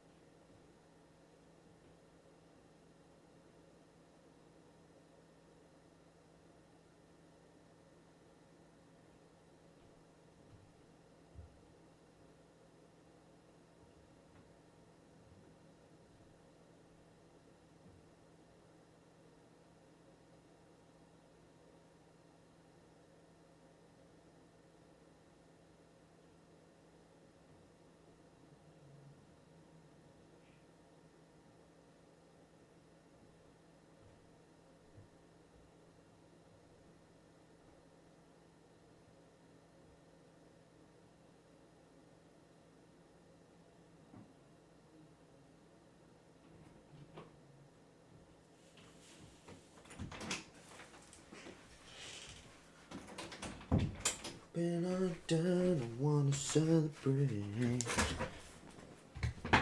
Oh yeah, oh no. Okay, they're still doing the promos. I hope it's not going to be boring as the first one and someone gets a finish. I hope so too. I was thinking round 2, round 3, TKO finish for Ankalaev. I mean, I think Pereira has to be more aggressive in this fight. If Pereira gets the knockout, hey, then I won't be upset that Ankalaev loses. I enjoy Pereira more as a champion. I do. And then it'll be Pereira versus Olberg, and I think Carlos Olberg is a winnable fight for a guy like Pereira. Very winnable fight. Olberg isn't as fast as Ankalaev is. Pereira's walking out already with his music. Oh, man.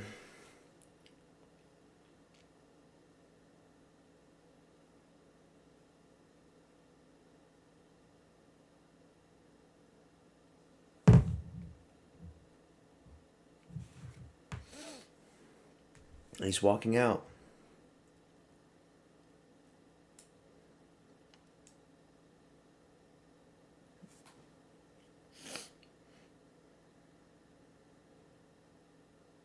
He's looking older, man.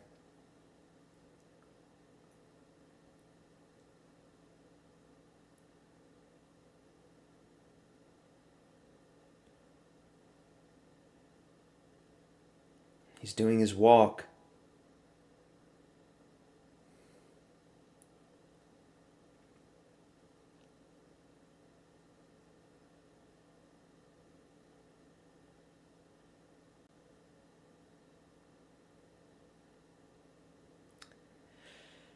Oh, shit, man.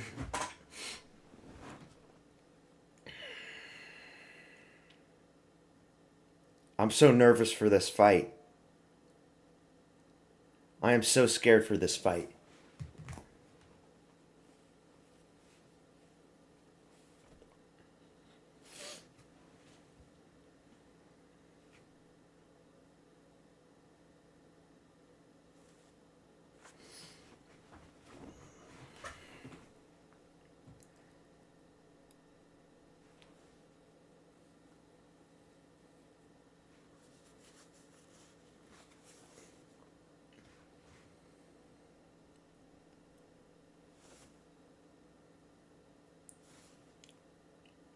Ankalaev.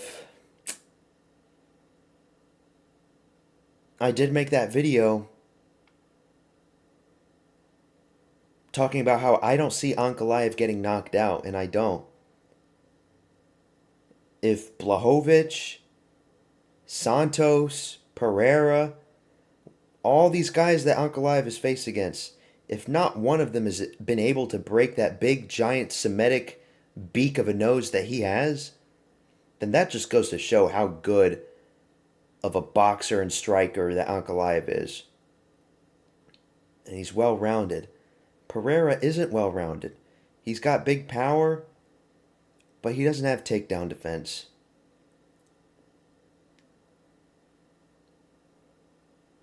But we'll see. We shall see.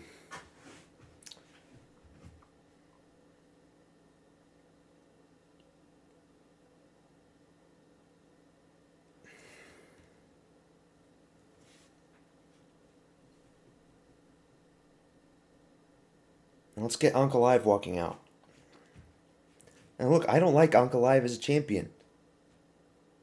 So I will be rooting for Pereira, even though I picked against him.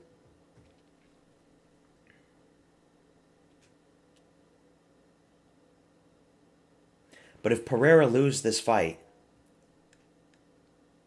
it is completely over for him. I think he has to retire. The crowd is booing Ankalaev's walkout.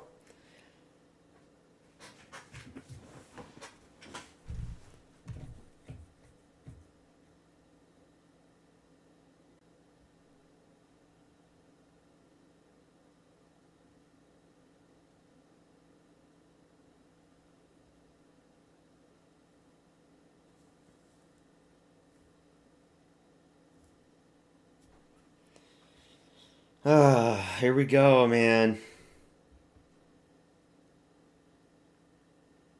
I just wish these fights happened like a few hours earlier. Like it's 1 o'clock. It's about to be 1 o'clock, and I just, dude, the crowd is booing him bad. Oh my God, they hate him in Vegas.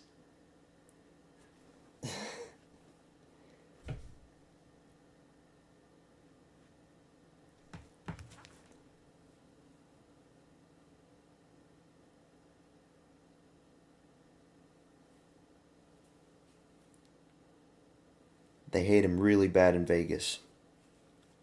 Boo! Boo! Fuck this weird looking motherfucker. This gremlin.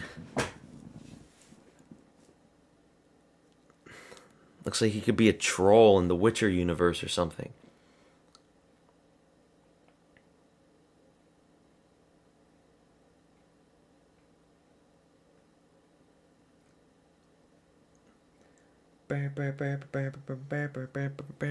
Thanks for tuning into the stream, everybody that you're watching. We got 5 people watching. He's got horrible music too. Disgusting, weird music.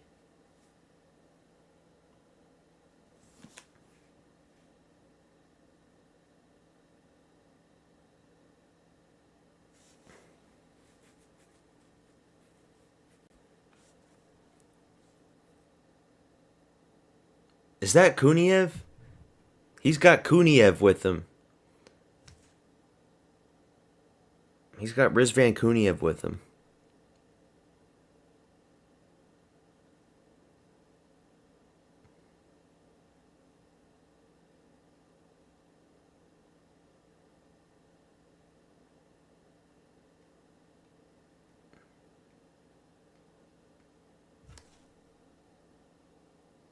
These guys, this full set of hair and these thick ass beards, they all look the same, man.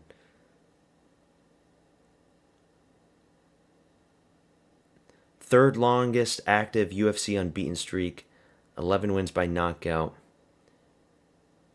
Ankalaev, UFC light heavyweight champion.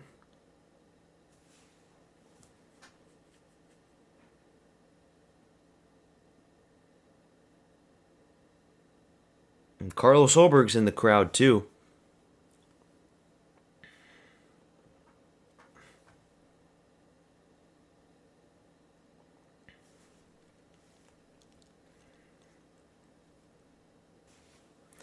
They're both in the cage. Fight's gonna happen in a few minutes.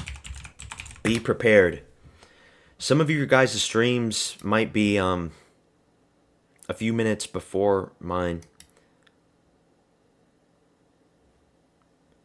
Alex needs to tap in his inner Bear Jew. He does, man. He really does. Just how good is Bear Jew Craig?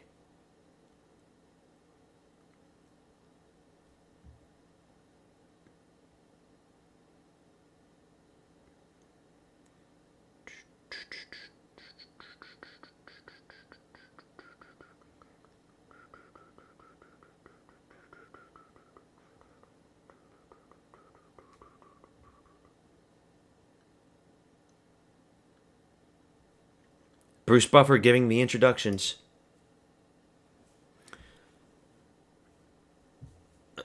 Oh shit, it's happening.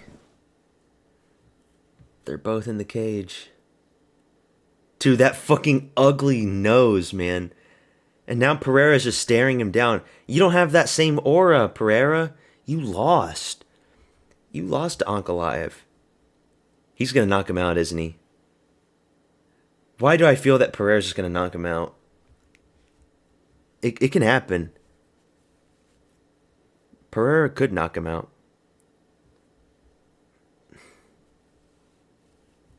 I don't think it's going to happen.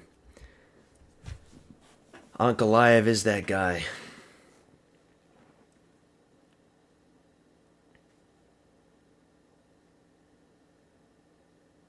Oh shit, it's happening, dude. I'm getting goosebumps.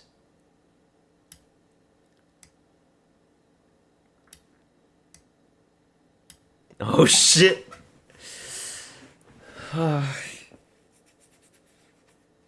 I don't want to watch this fight. You know what I mean? Because, like, I don't want to see Pereira out cold. I only care if Pereira wins. But he's not going to win, man. It's time.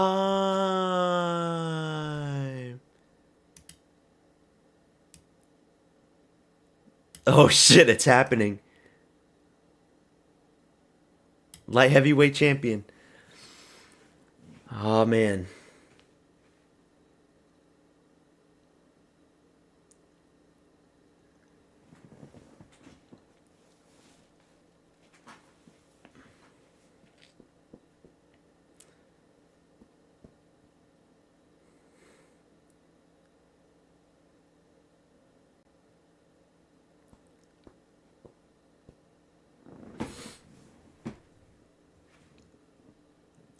Come on, Pereira.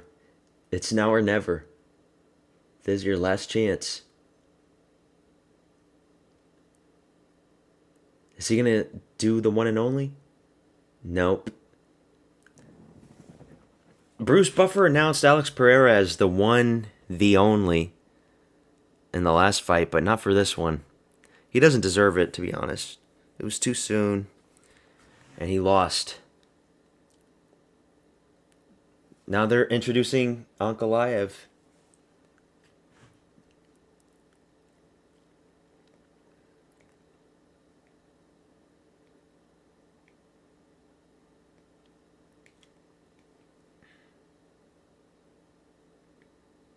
It's always Machkachkala, Russia.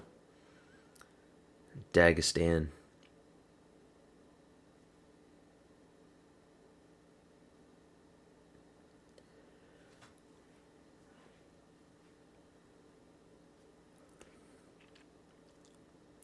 The weird thing about Ankalaev is that he doesn't like show emotion. It's like he's like, I know it's a different culture and everything, but man, it's like he doesn't have any emotion or any fear. Oh man, they're staring each other down. He just has no fear at all. It's like he doesn't give a fuck. Like most people would be so scared shitless. Like Khalil showed fear. Khalil showed fear when he was facing off against Pereira. Yuri has emotion, but Ankalaev doesn't. Fight's about to start. Here we go.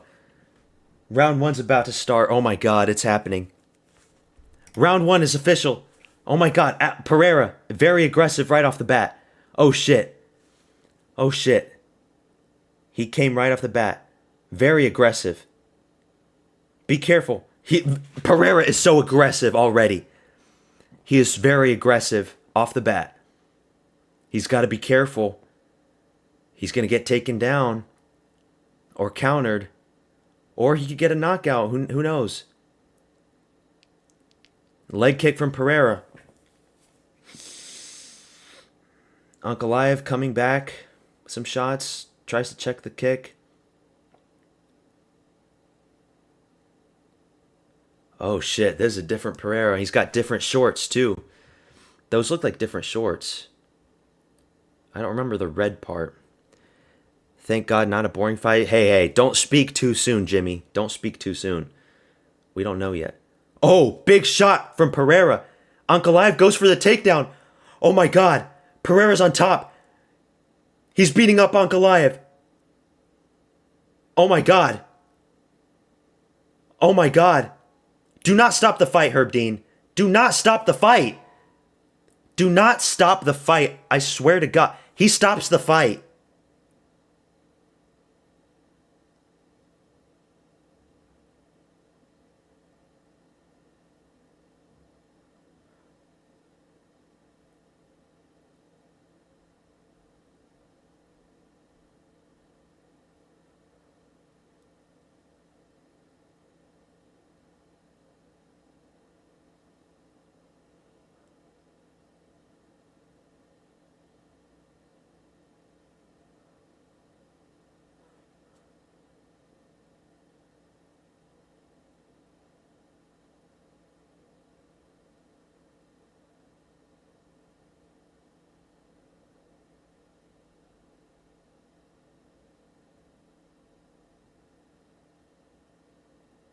Oh my fucking god. Oh my fucking god. What the fuck?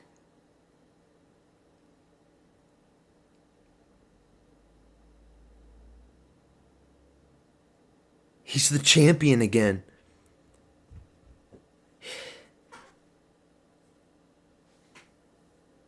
Oh my fucking god. I did not look. I did not expect that at all.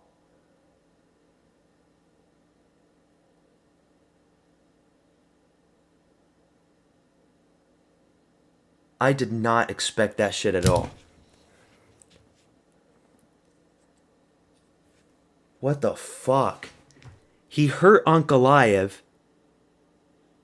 He broke his toe or something again? He hurt Ankalaev. And then Ankalaev does a panic takedown, but he stuffs it. Oh my fucking god, I wish he was younger. It was a right hook. It wasn't even a left hook. It was a right hook. It was the right hook. Dude, I made that video saying I don't see Ankalaev getting knocked out. It was a TKO, though. It wasn't a flush knockout. He didn't get knocked out cold or anything, but damn, that... Holy shit.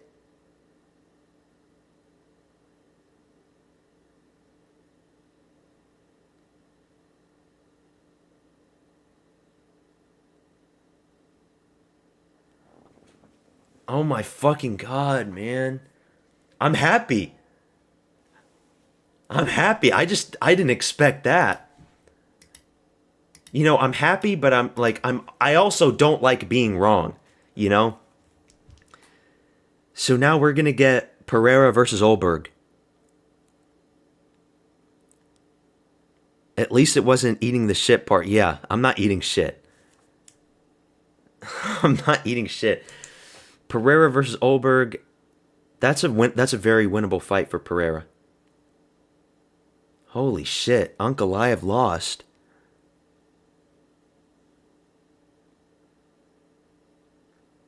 Oh my god.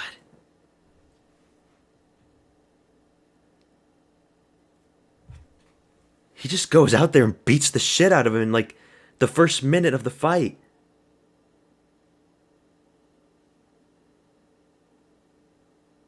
And it wasn't during Ramadan.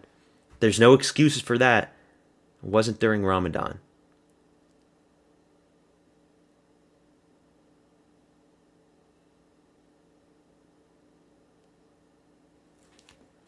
Oh my god.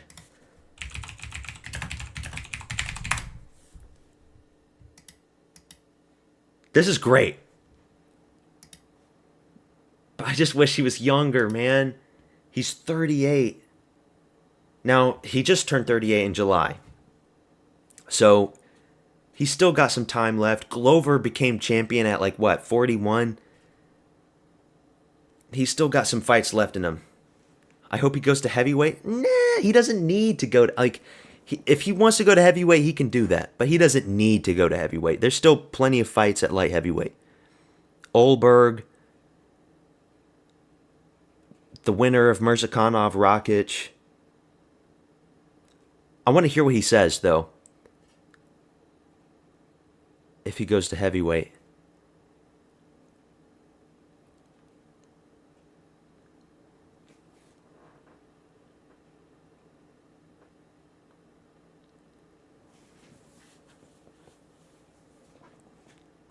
I can't believe it. He just destroyed Ankalaev.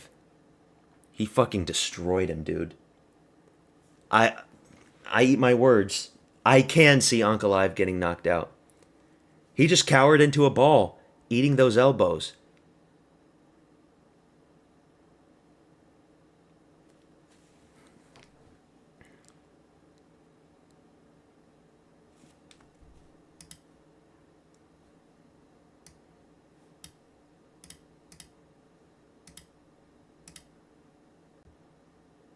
Angry Poetan, new mythical fighter. 3-time UFC champion across 2 weight classes. And you know what was great? when the camera was panning over to Yuri and Olberg and they were both clapping. They were like both very proud. In 1 minute and 20 seconds. Oh my God.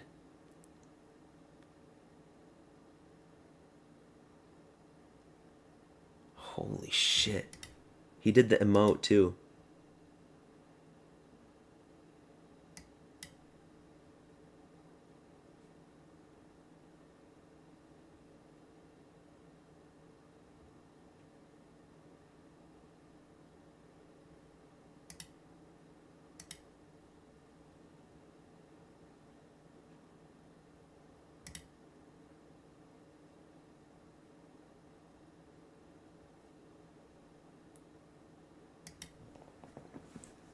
Is that an average Aspinall record? Yeah. Aspinall actually finishes people faster. Shit. He really just did that. After I made this video saying,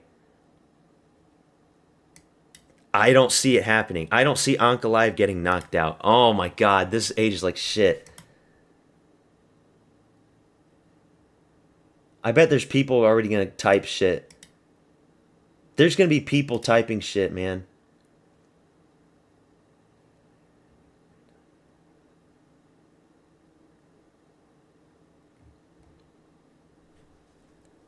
People are going to be typing shit on this video, dude.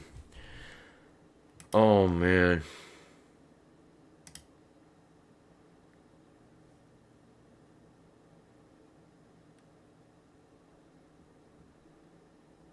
I'm glad he won, too. We get to see him versus Olberg. I got to go to sleep, though. Like, I wish I could enjoy this more if it was a few hours before. Alex Pereira walks down and destroys that inbred battle. No.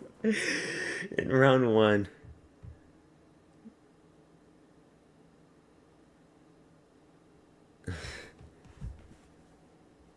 Glad I was wrong, too. We got how many picks right? 1, 2, 3, 4, 5, 6, 7, 8. 8 right. 1, 2, 3, 4, 5, 6. 6 wrong. 8 picks right, 6 wrong. Not the best, not the worst. We're still in the green. Still positive.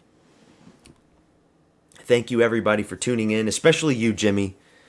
Thank you for being a loyal viewer. I appreciate you for tuning into the streams. I gotta go to sleep. 1 week from now, we've got Oliveira versus Gamrot. I'm so happy that Pereira is the champion. I'm so happy. Good night, Jimmy. Good night, everybody, for that tuned in. We had a few people tune in and type stuff. I'm going to end the stream. Peace out. Subscribe if you haven't. I'll see you next time.